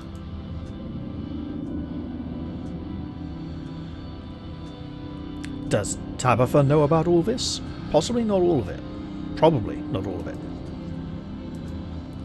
Of course. Why do you think she invited you here? So that aligns with what I've been suspecting recently. No, I see what you're doing. You're trying to make me doubt her. It won't work. She didn't know me then. It's different now. We've bonded. Barely. She's been resisting bonding ever since we got here. Oh my god, but that's my cousin. I love her. She wouldn't. What an absolute bitch. Well, let's go with this, right? She didn't know me then. It's different now. We've bonded a little bit. Kind of. Do you think a flimsy bond formed over the course of a week will be enough to stop the generations of expectations and duty that have fallen on Tabitha's shoulders. And beyond looking after mine, what are those expectations of duty? Expectations and duty. Expectations could also mean what you expect to inherit. Do you want to bet your freedom on that bond? Tabitha will always be a Scarlet. But so will I. That's the problem. I want to leave. I want to go home. Flirt. We're not going to do that. He's a dead man.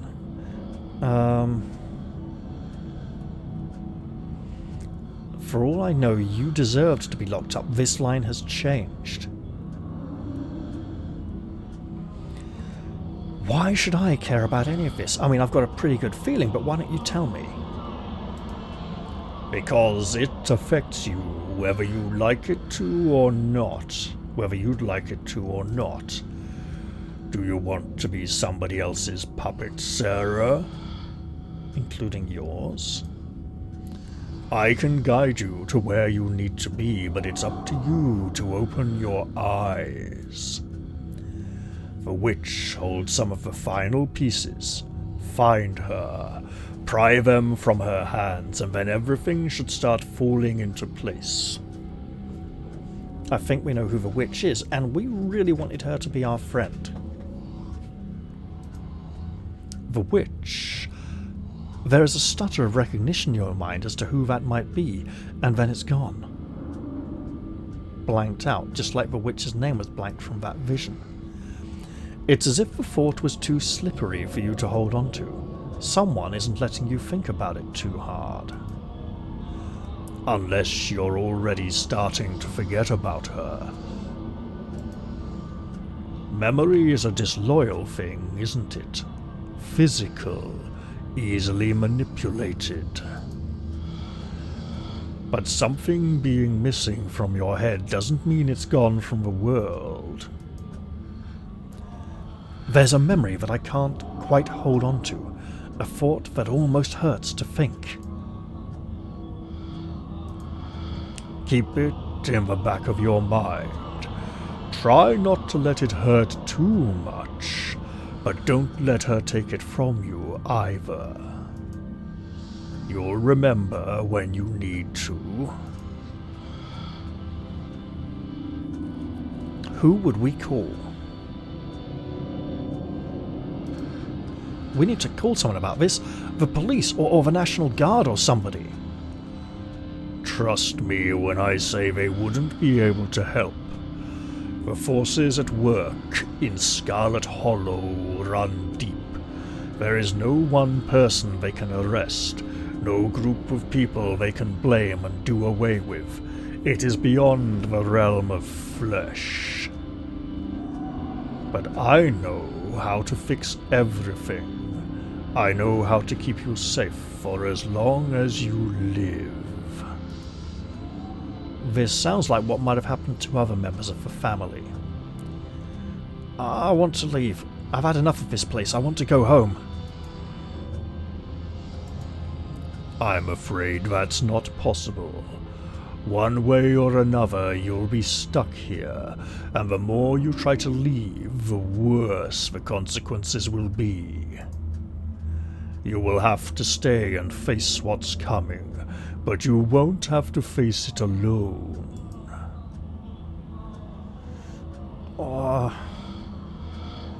So I trust you, don't know what I'm supposed to do. I'm with you all the way, help me stop all of this. For all I know, you deserve to be looked at. I don't know what to think, this is all too much.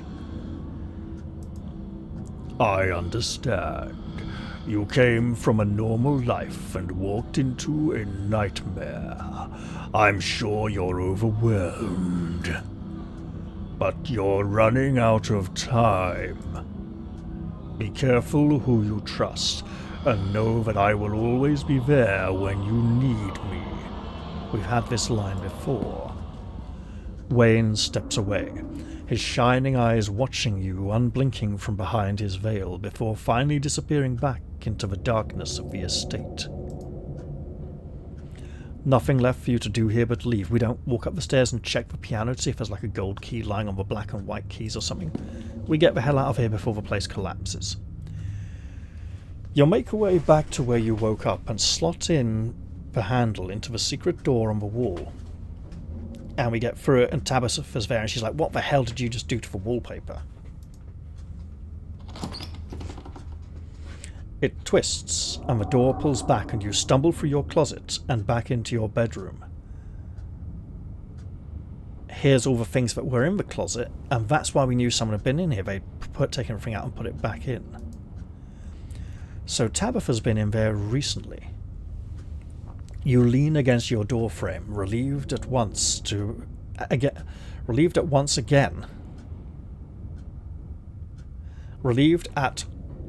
again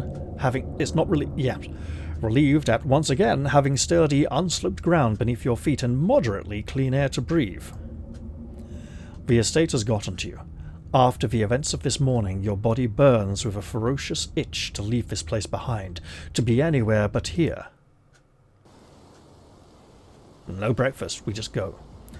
You leave in a haze, mindlessly grabbing clothes and an uncharged phone, barely even noticing your surroundings as you rush outside, the morning's revelations seizing your body and mind alike with a suffocating grip, although we at least see 2 ditchlings.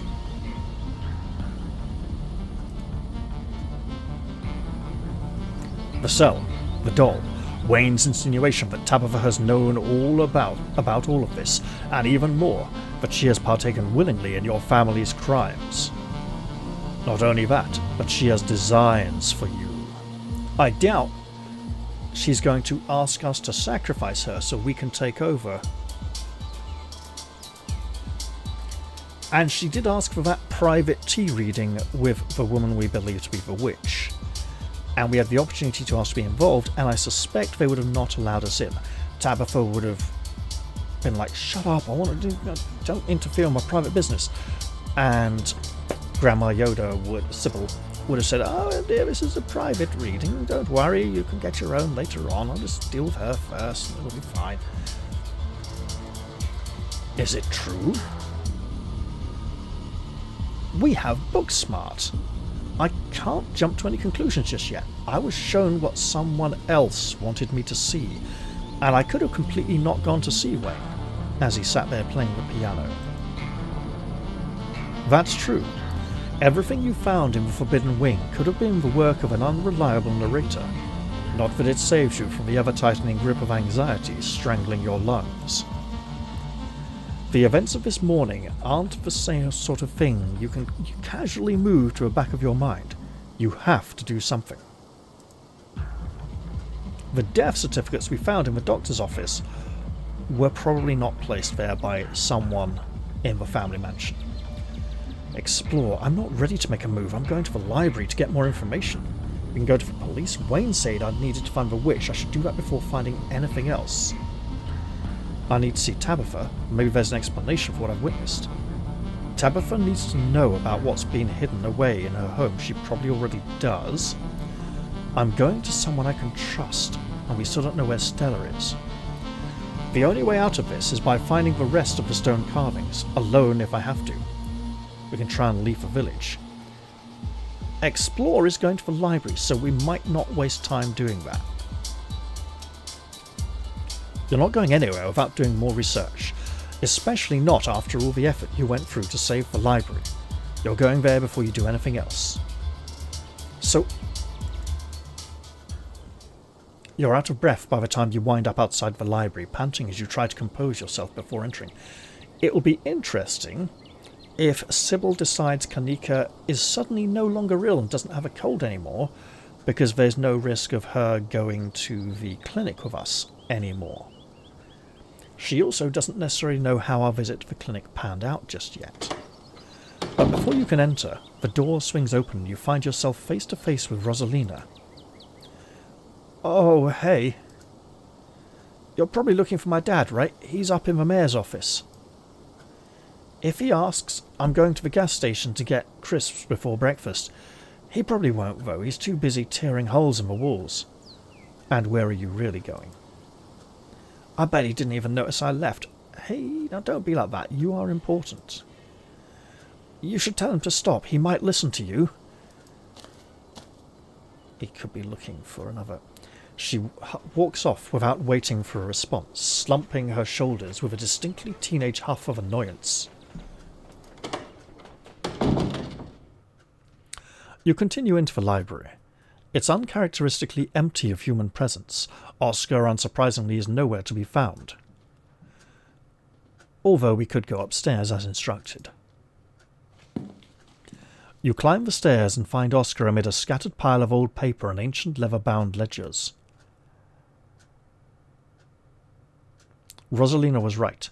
There's a big hole in the wall. And what could he have found? Sarah! Excellent! I was hoping I might see you today. I couldn't sleep at all last night. I kept thinking about the stone and everything it might mean, and whether or not there are more, and how, if there are, they might cause further disasters, which of course means it would be advantageous if we managed to find them before they do. What they did here. Sorry, I'm rambling. To make a long story short, I decided to start looking through old building plans for major landmarks around town to check and see if there were any more hidden rooms, like that pit under Rosa's bed. I figured the town hall had already shared all its secrets of us, but once I started measuring to make sure, as you see, there was still more to be found. There was a fairly large discrepancy when it came to what is now the mayor's office, so I started knocking on walls, you know, like in all the movies, and lo and behold, an honest-to-God secret room with some old storage closet that's been sealed away behind the wallpaper for a century. What wallpaper? Look at this room. There's no wallpaper. Oh, there's on that back wall. Full of old hollow secrets with your family at the center of it all. There are building plans for all these locations around town, the town hall included, where there's clearly been extra work done to bury things in the foundations. All as part of the Scarlet Hollow Landmark Revitalization Project run by Enoch in the period following the Shore Mine collapse. So Enoch was covering up something. And more than that, I found that what I think are models of what was supposed to be buried and where. Like this. Oscar produces a small stone tablet. Its details are simpler, less refined, but this is unmistakably a model of a stone carving, though whether or not it's one you've seen already eludes you. This is one of the carvings you described to me the other day, isn't it? I wonder what they're supposed to be. Was Enoch at the helm of a secret society running Scarlet Hollow back in the day? Is there still a secret society running Scarlet Hollow now? And to add to the mystery, there's this name I've seen repeated throughout these documents. Verena. She seems to be deferred to as an authority, which of course stuck out to me, as there weren't a lot of women involved in government or construction of that sort of thing back then. Consulted Verena. Verena requested this change or that, so I went looking for more information on this person, but I wasn't able to find any records of her elsewhere. No birth certificates, death certificates, property purchases, marriages, divorces, nothing at all. Can we check if Sybil has a birth certificate? I suppose she may have lived. She looks very old to be Kanika's mother, and the mother of Kanika's brother. Is his name Miles or Milo or something? I suppose she may have lived off the grid. There are probably plenty of people who lived and died with no record that they were ever were, but I have to admit it's curious, isn't it? None of this matters, not after what I found in the estate this morning and explain what we've seen. I don't care about the stones anymore, I want to get out of this town. You have a car, right? I actually found something about a Verena in the estate this morning. I'd call you a lunatic for tearing down a wall, but it's hard to argue with results. Yes, we need to go find these things. So you know where to find more of them? Yeah, we'll tell him we found out something about a Verena. Do we tell him we picked up psychic emanations and we're able to read the messages? The same way Verena probably does. But does she need to be in the same place as the glass bottles?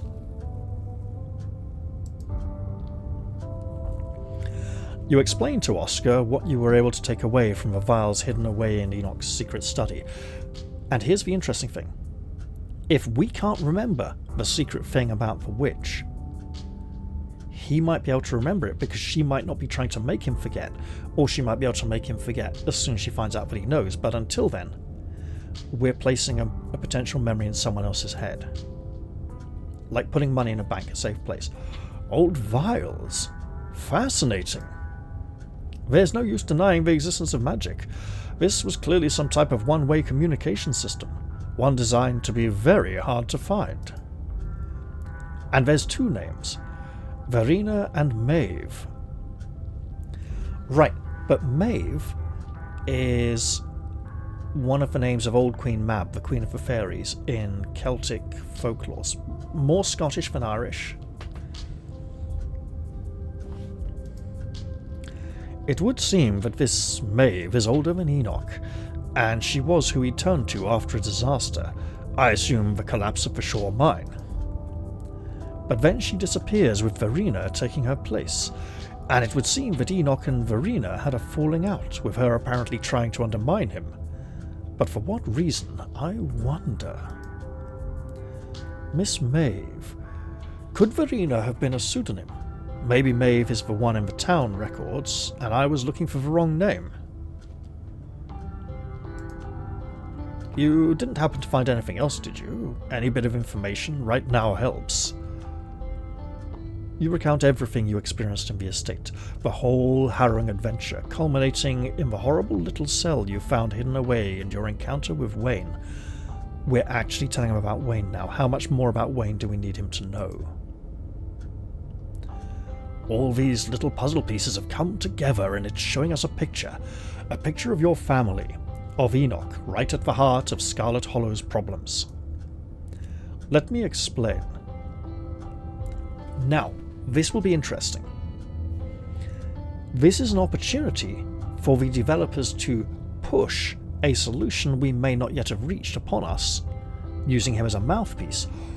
It's also an opportunity for more advanced cunning writing, for them to push his conclusion, which may or may not be correct, but it's the one his character would make.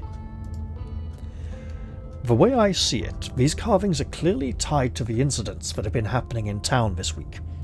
There was the stone in the basement of the annex, which it would seem was built for the sole purpose of extending the town hall enough to cover the installation site. And of course, there was the stone installed in the Shore Mine once it had been dug out. Maybe it's just correlative, but correlation is the only tool we really have at the moment. Assuming I'm right about all of this, there are 3 more locations, which means we have 3 opportunities to preempt something catastrophic. Oh, I found one up in the clinic. My notes indicate the likely locations are Dr. Kelly's clinic, the church, and one of the old farmhouses. I believe it's the Tremaine property. Though, of those 3, the farm seems like the most accessible.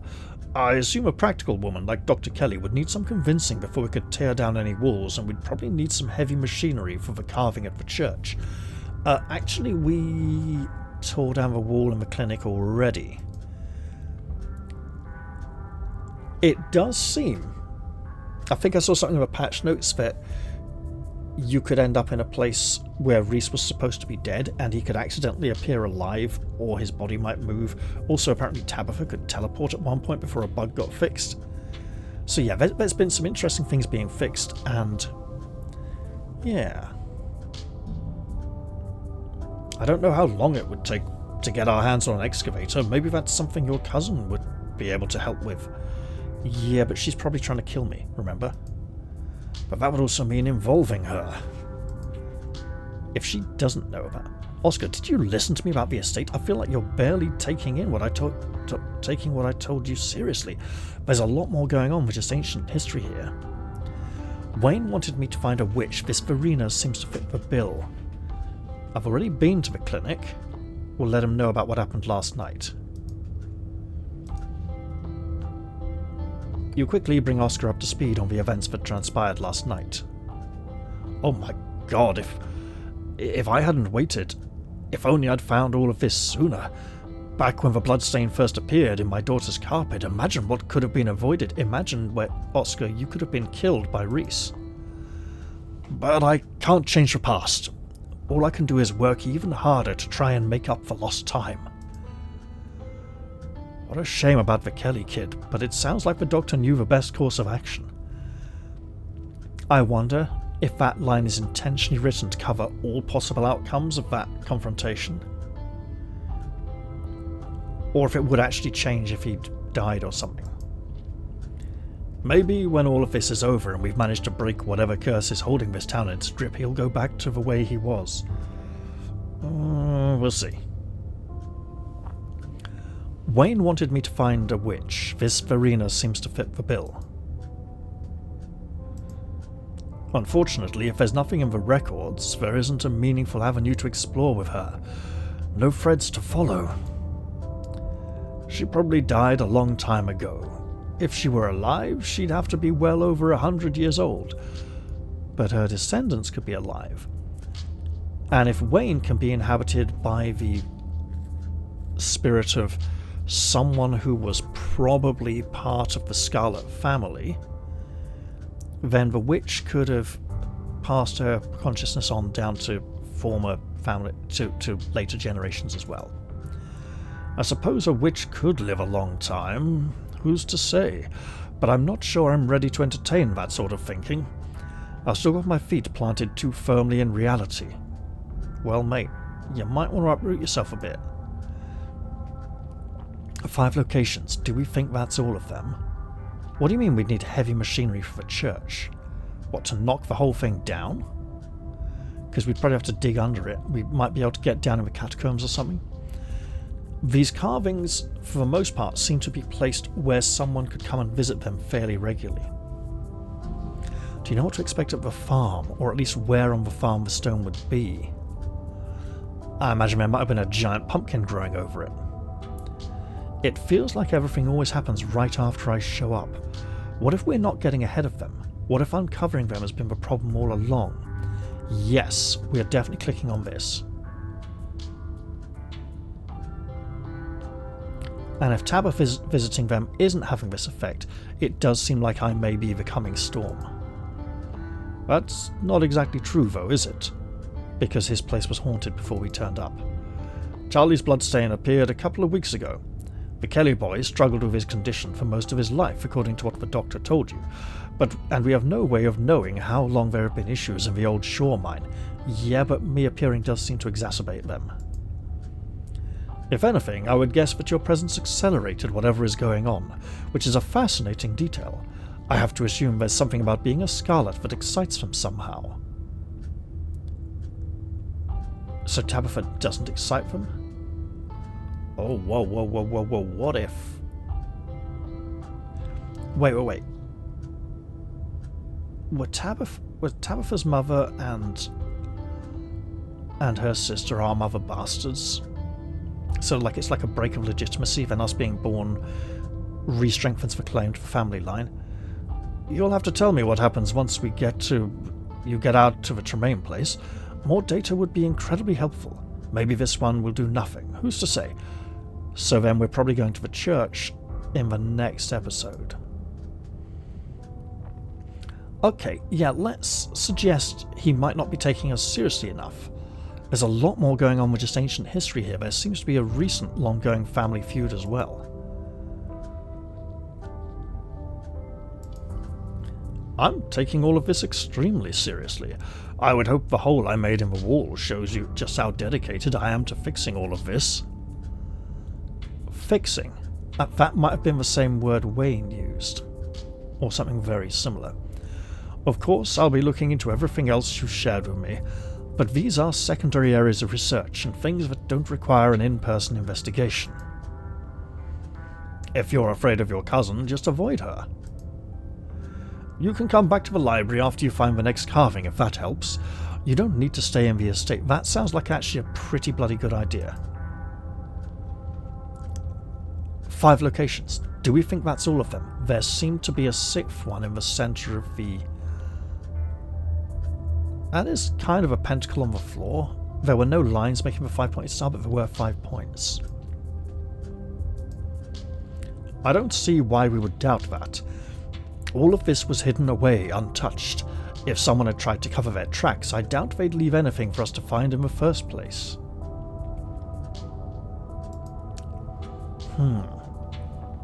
Now, what do you mean by saying we'd need heavy machinery for the church?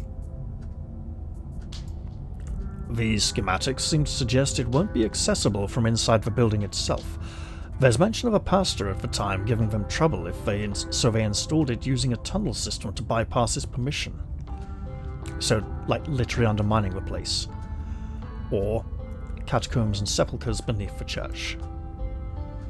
It looks to me like the tunnels are under what the kids call Tetanus Lake. Or at least that's what we called it back in my day.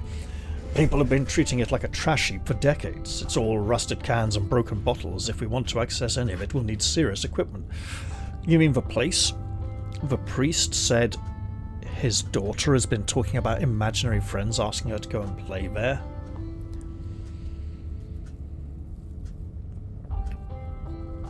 And asking about maybe getting a community project together to clear up that place.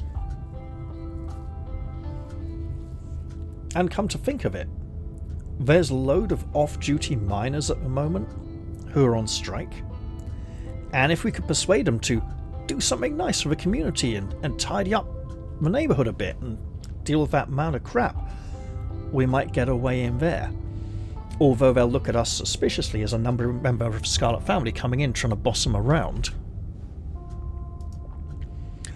Or Pastor Daniel's permission to tear up the pulpit, which I assume will result in much the same argument the pastor had with Enoch 100 years ago. Hey Dad, I'm back from the gas station. Got you some crisps or whatever? Back from the... Did you go out? Yeah, remember how I asked you a million times if you were going to take lunch? And you kept saying you would, and then eventually I was like, I'm taking money out of your wallet so I can go to the gas station instead, and you told me to have fun. Oh, yes, I remember now. Good, so you got some food. Good? You're not mad that I took money, or, like, feeling bad at all? Hey, Rosalina, you acted like an adult in this situation. You were responsible, and he's pleased. This is transformative. Which is a great moment for you. Of course not. I know you like your independence. I won't get in the way of that. And it means I can keep working uninterrupted. This seems like a situation that works for everyone. Yeah, I guess so. Oh, she's feeling left out and ignored. Rosalina leaves abruptly, her shoes heavy on the stairs as she stomps back down to the main floor. Oh, she's making a point. She's stomping loudly. Jesus, I keep losing track of time. Only recently, or is this a very recent development or a more long-term thing? Clearly I need to get my head out of the clouds, at least long enough to get some parent time in. Now, where was that map? Hey, you, parent time. Leave the map to me. He rifles through his papers searching. He finds what he's looking for and hands it to you. It's a map of Scarlet Hollow. Now can we take that map we got folded up in our pocket, slam it down on there and go, mate, see those marks? Copy them onto that map there. The best route to Julius Tremaine's farm is down Main Street, then turn onto the first dirt road and keep going. But the map should help you keep things straight. Good luck out there, Sarah. I really hope it's not too bad, but we're working towards something now. I know we can solve this if we just collect as much data as we can. Or data, because he's American. Oscar, you're ignoring your kid. You're pushing me away. Do you really think there's anything here that's worth that cost? Ooh. Now that does risk alienating him a bit, but maybe it helps bring him back to the reality he says he's getting out of touch with. You keep finding ways to send other people into danger instead of doing it yourself, don't you? Did you notice that Rosalina is mad at you? Did you not notice? But if we're into this together, why not come with me? I'm so glad you're taking this mystery seriously. So many people around here still can't admit that there's something wrong. Okay, hang on. No, we're going with this top one here. Oscar, you're ignoring your child. You're pushing me away. Do you really think there's anything here that's worth that cost? I mean, being pushed away by my cousin, that's bad enough as it is. Ignoring? She's 13. I don't need to watch her every move. Too many parents these days hover over their kids. It's not good for them. Yeah, but she gets upset that you're pushing her away. And I'm doing all of this for you. I'm not pushing you away. I'm supporting you. I'm sorry if that's not how it seems, but there's something to be uncovered here. And once I find it, it will all make sense, I promise. Is this a mental prison? Is he being drawn into a loop and just getting stuck and trapped? We're not going to say you keep sending other people into danger. Did you not notice that Rosalina is mad at you? Like, really mad? Oscar chuckles as if what you just said is funny anyway, so like, oh, she's always mad at me. You've never raised a teenager. There's no avoiding that, really. And all this is temporary. The past few weeks have been a struggle, that's true. But once everything is fixed, once we've figured this out, she'll understand why I had to bury myself in the work. Mate, you might need to start fixing things of her now, before it gets too bad. If we're in this together, why not come with me? Because he's here, doing research with his head stuck, furiously beating his head against the brick walls of the puzzle, trying to find his way through it to some kind of solution. Okay, I get it. You're busy. I guess I'll leave you to it. Or, thank you, Oscar. I knew I could count on you. You're just a coward who can't fucking admit that to himself. If you want to feel useful, you can work. Actually be useful instead of sending me off alone to do your dirty work. Again. He didn't send me off to do his dirty work before. Would we go up to the clinic with him and have a look around, then come back here? If you're not coming with me, I'm not going out there. Good luck, Oscar. I'll be back after doing this. Now we'll go with, thank you, Oscar. I knew I could count on you. Of course. I'm just glad I finally understand how I can help. I just hope I'm doing enough. You might be doing too much. You may be overthinking it. I'll be here when you get back. I deal with a plan to access the church.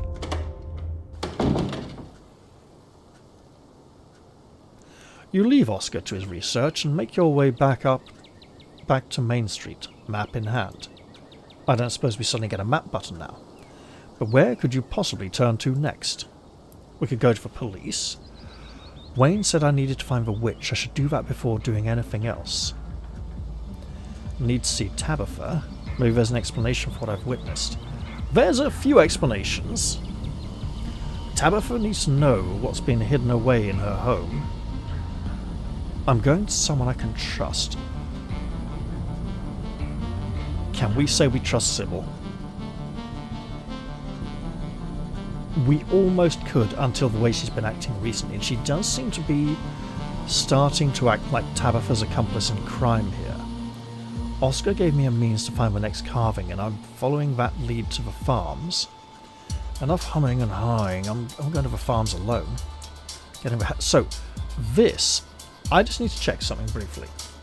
Because the patch notes indicated there was a section in this chapter where a lot of players skipped a lot of content by going straight to some place. And if that place is the farm, I want to be sure that... And they did say they'd changed the... Why is this game apparently featuring in a Lovecraftian Days sales event?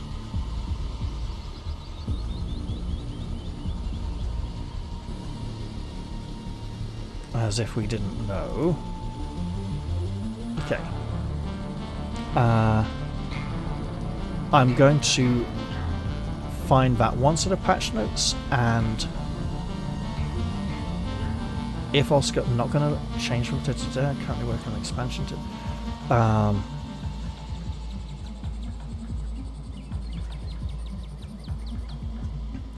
It was a little too easy for players to head straight to the farms and wind up with a shorter episode without realizing they were missing out on content. Choosing to head to the farms alone will now be met with a choice menu that diegetically signposts that this action will progress the story.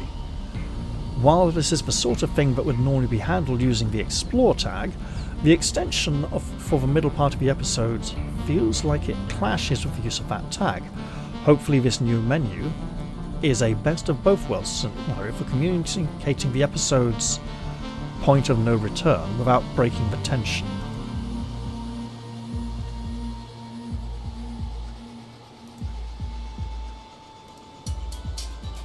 So yes, this option here may end up being the one we finally need to take. And then we might get a warning of like, are you sure you really want to do this? And guys, if you are playing a tabletop role-playing game and you state you wish to take a certain course of action, and the GM looks you very firmly in the eyes and says, are you sure you want to do this? That's a pretty big hint that the answer should probably be no, or that you should at least seriously think about it before giving your response. Looking at the time, I think I want to take one of these. Well, first I think I want to wet my whistle once again, then take precisely one of these courses of action and leave the others till later. Now, these do not have explore tags, and usually the game would give us explore tags to indicate that these are not progress and this one here is progress. But they want to make us feel like we need to make an important decision here and we might not have enough time to do everything. It is. And remember that the explore tags can lock off particular lines of pursuit in the future.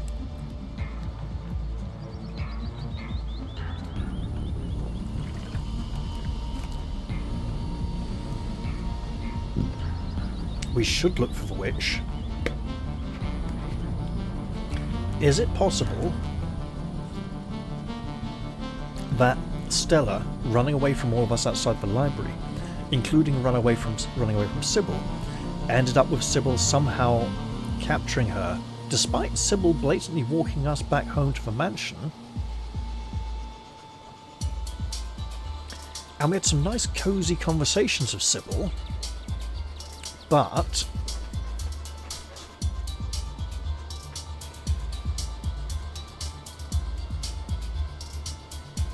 she was evasive and didn't open up that much. Wayne said I needed to find the witch. I should do that before doing anything else. Now isn't the time for unnecessary confrontations.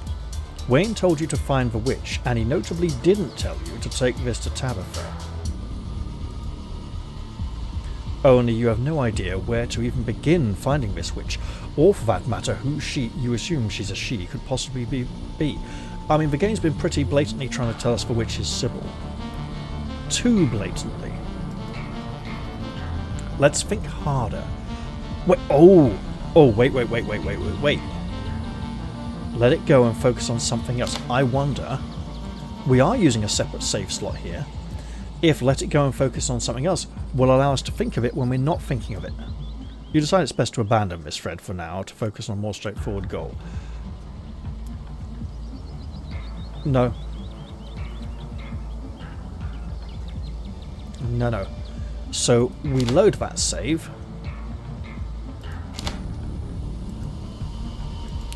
And think harder. There's a blurred place that comes to your mind, which is blatantly the general store where they sell authentic rocks.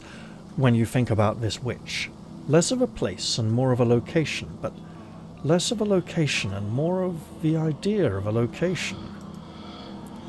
A sort of almost location where you feel like you know where it's meant to be, but where you couldn't for the rest of your life describe it, but you could follow that important feeling.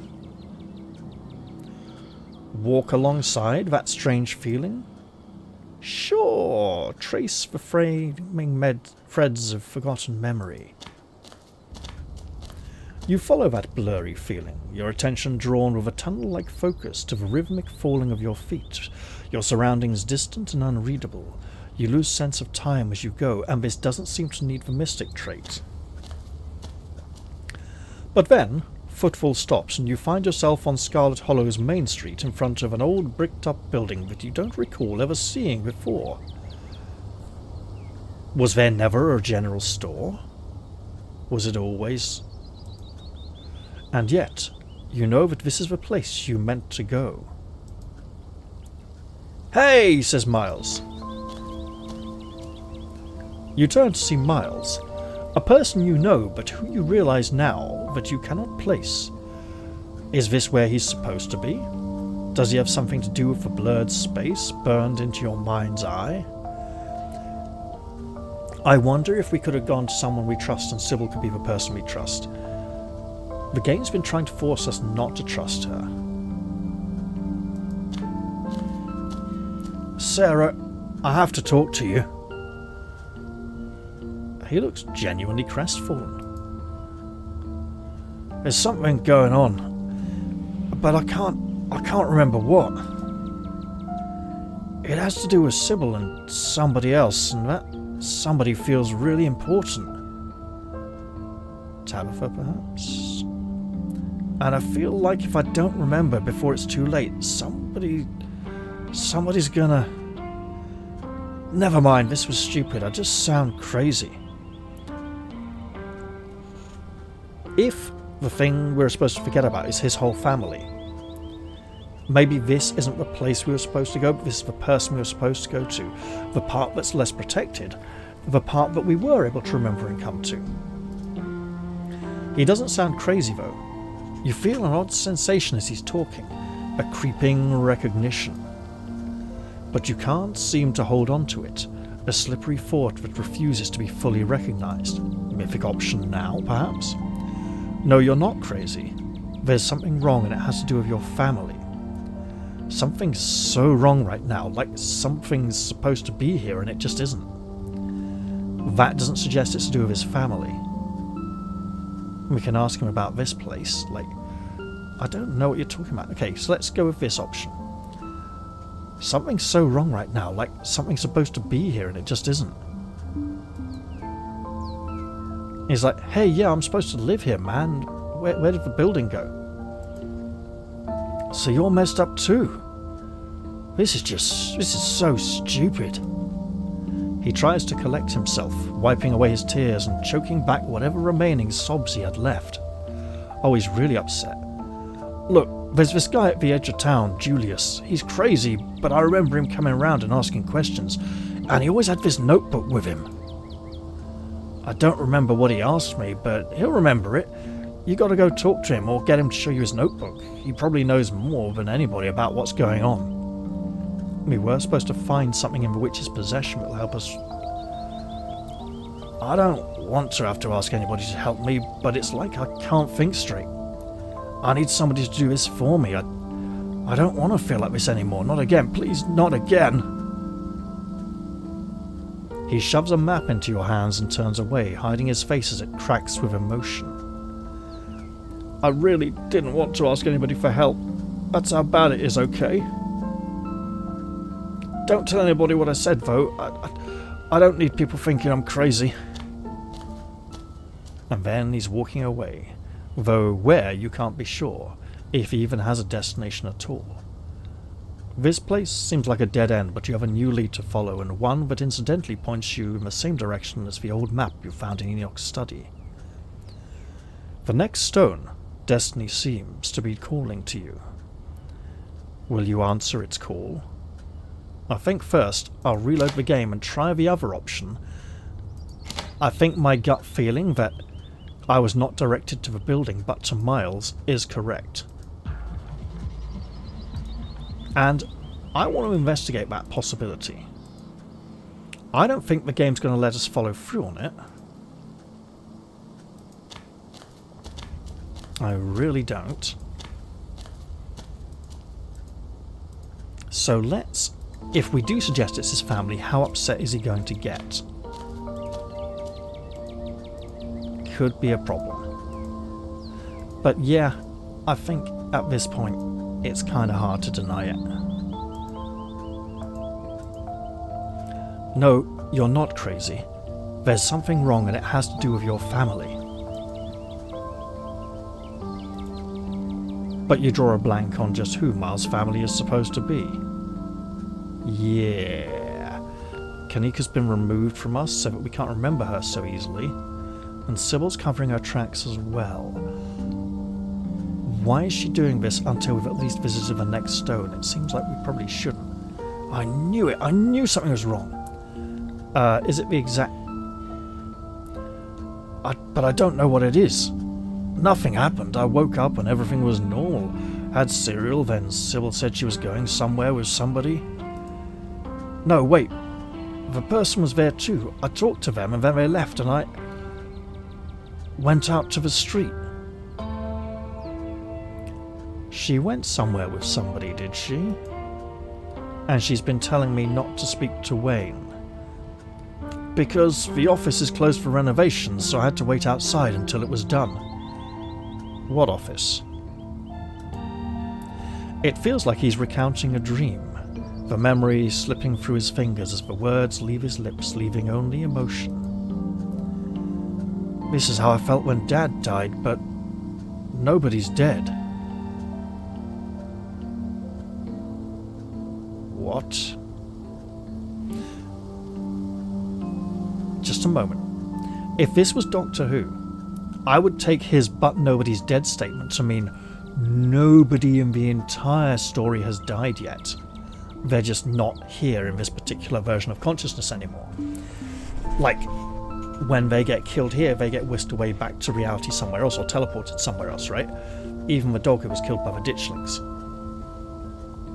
But I think he just means nobody's died recently and he's not upset about anyone being dead. I don't think he means his father never died, just hasn't come back. Please, make it stop. A memory slips through the barrier of fog rolling through your mind. He has a sister, doesn't he? What was her name? We should ask him. Why did you come to me with this? Have you talked to anyone else about it? Okay. Is this about your sister? This is not an explore option. There's somebody missing, isn't there? Now, this is not a mystical memory prompt that it's about his sister, so this is something that would not normally be available. It's in the tip of my tongue. What's going on? Why can't we remember? I can't deal with this. This town is trying to kill me and I won't have it. Just try and leave town. Is somebody missing? Is this about your sister? None of these are explore options.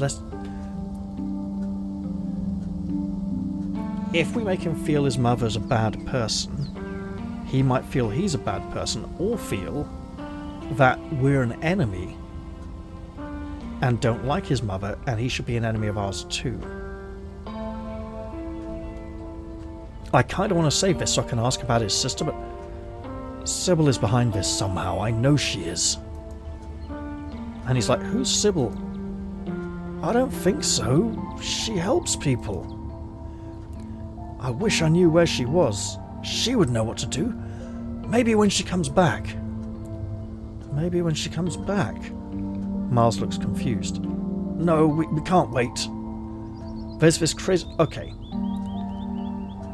So we didn't really gain anything important there. I want to ask about his sister. Because I want to see if Kanika is being screened from him, or if his family link makes it easier for him to remember her, which might break this for us as well and help us get through this mind fog that has been placed upon us.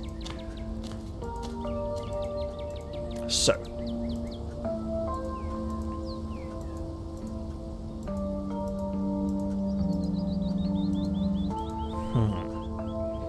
something to do with your family.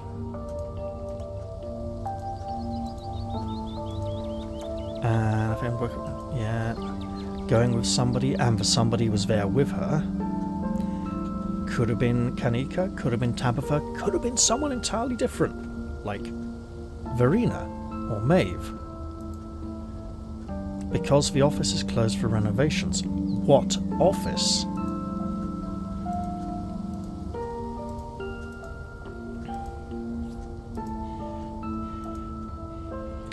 So if we ask about his sister, we say there's somebody missing, isn't there?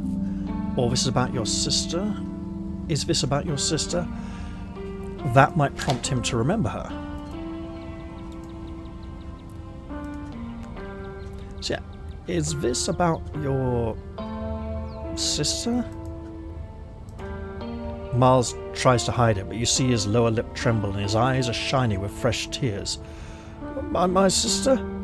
I don't have a sister. I'm an only child. This is so messed up. Why can't I think? He can't hide the tremor in his voice as he speaks. Okay, hang on. That's interesting. So we get the obvious hint that he's... But it's good. It's good that we can confirm it. As we say, there's somebody missing, isn't there? As well, like, Miles tries to hide it, you see his lower lip tremble. His eyes are shiny with fresh tears. Yeah, I think so. I feel so guilty. I think it's my fault. I don't think it's your fault. There's this. Okay. So, we're going to go back to... We'll take the sister line about Kanika. And the fact that he can't remember he has a sister. She is controlling his mind that much. Or, blocking out those memories. Why does she want him to forget that Kanika exists? Kanika always wanted to be involved in magic, right? Hang on, I did...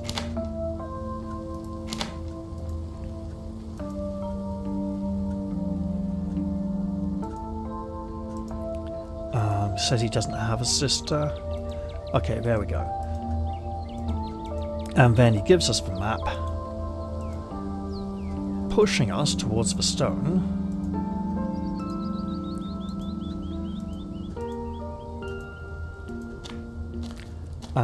Walking away.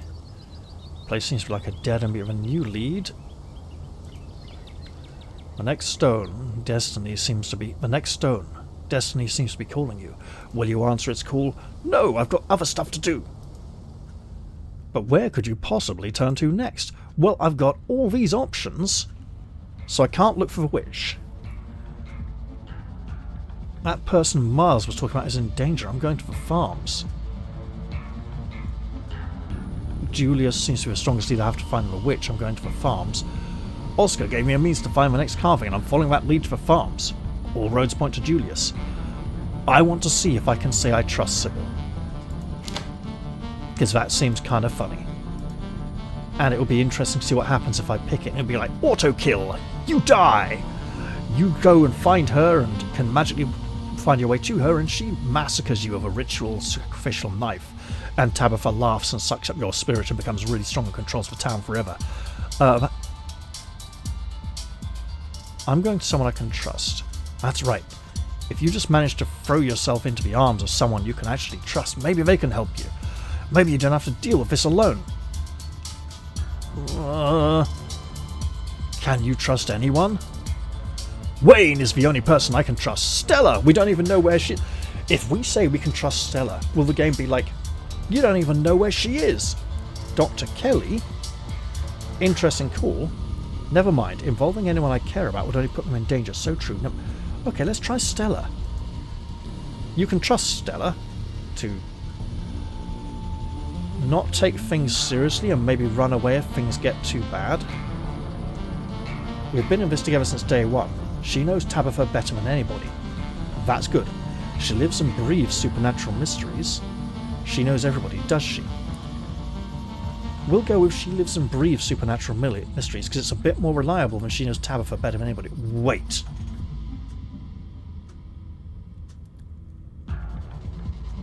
Remember I said that maybe Sybil is responsible for what's happened to Stella? If that were true and she's taken Kanika away as well, this could be some kind of Pied Piper of Hamelin situation where she's taking people away from the town to protect them from whatever is going to happen in the town next, which she might be responsible for as well. Let's go with this one. Her knowing Tabitha is good because if Tabitha's got it, so she could have actually been in her house the whole time, and we might not have noticed because we hadn't gone. We drank the tea with Sybil after looking for Stella at her house. So I'm not sure how Sybil could have affected us earlier if T is the way she gets into people's heads. Is it possible that if we'd gone to her place earlier, when Tabitha went there for a tea reading, found out she was a witch, worked out she's trying to control people, that we could have then gone into Stella's place and gone, oh wait, Stella's actually here? And is that why we lost some of our avenues of investigation? I'll go with this then. Your old family's secrets are the kind of mystery that Stella seems to have been born to solve. There's no one else you trust more in this moment than her. Run to Stella? Yeah, we don't know where she is, but let's run to her. There must be. Let's go to her house, where she shouldn't be, but she might. You'll make your way over to Stella's house, desperately praying that by some miracle she'll be home and that her disappearance yesterday was just an unfortunate misunderstanding.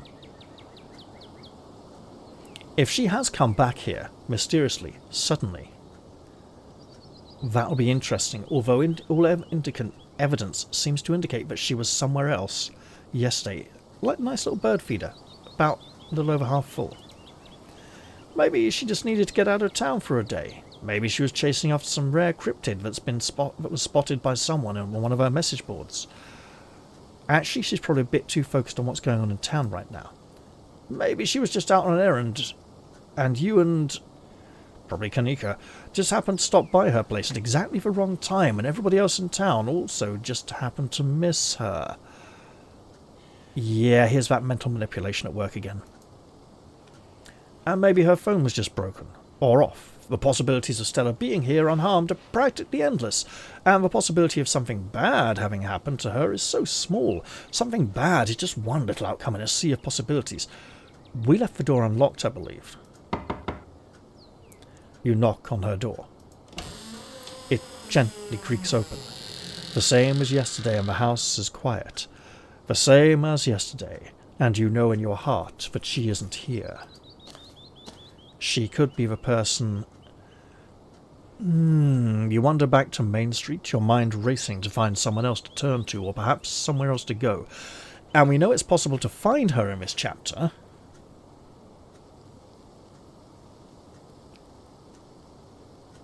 Oh, fuck.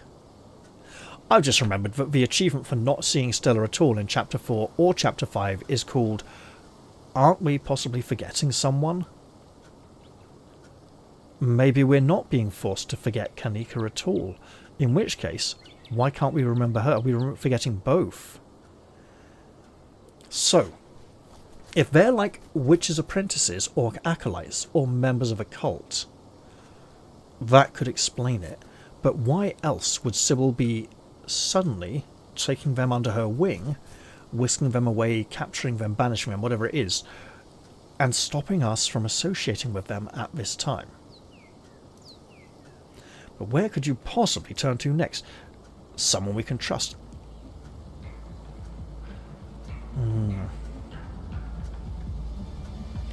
We could go and see Tabitha. We could go to the police again. I did say I was probably going to do one of those options and then end the episode. I've done two. I should probably stop here and give my voice a bit of a rest, because it's like 20 to 5 in the morning. Right, well, I hope you've all enjoyed this episode, and I'll look forward to seeing you all in the next one, hopefully after I've given my vocal cords a bit of a rest. I'll say goodbye for now, everyone, and see you all soon. Cheerio, everyone.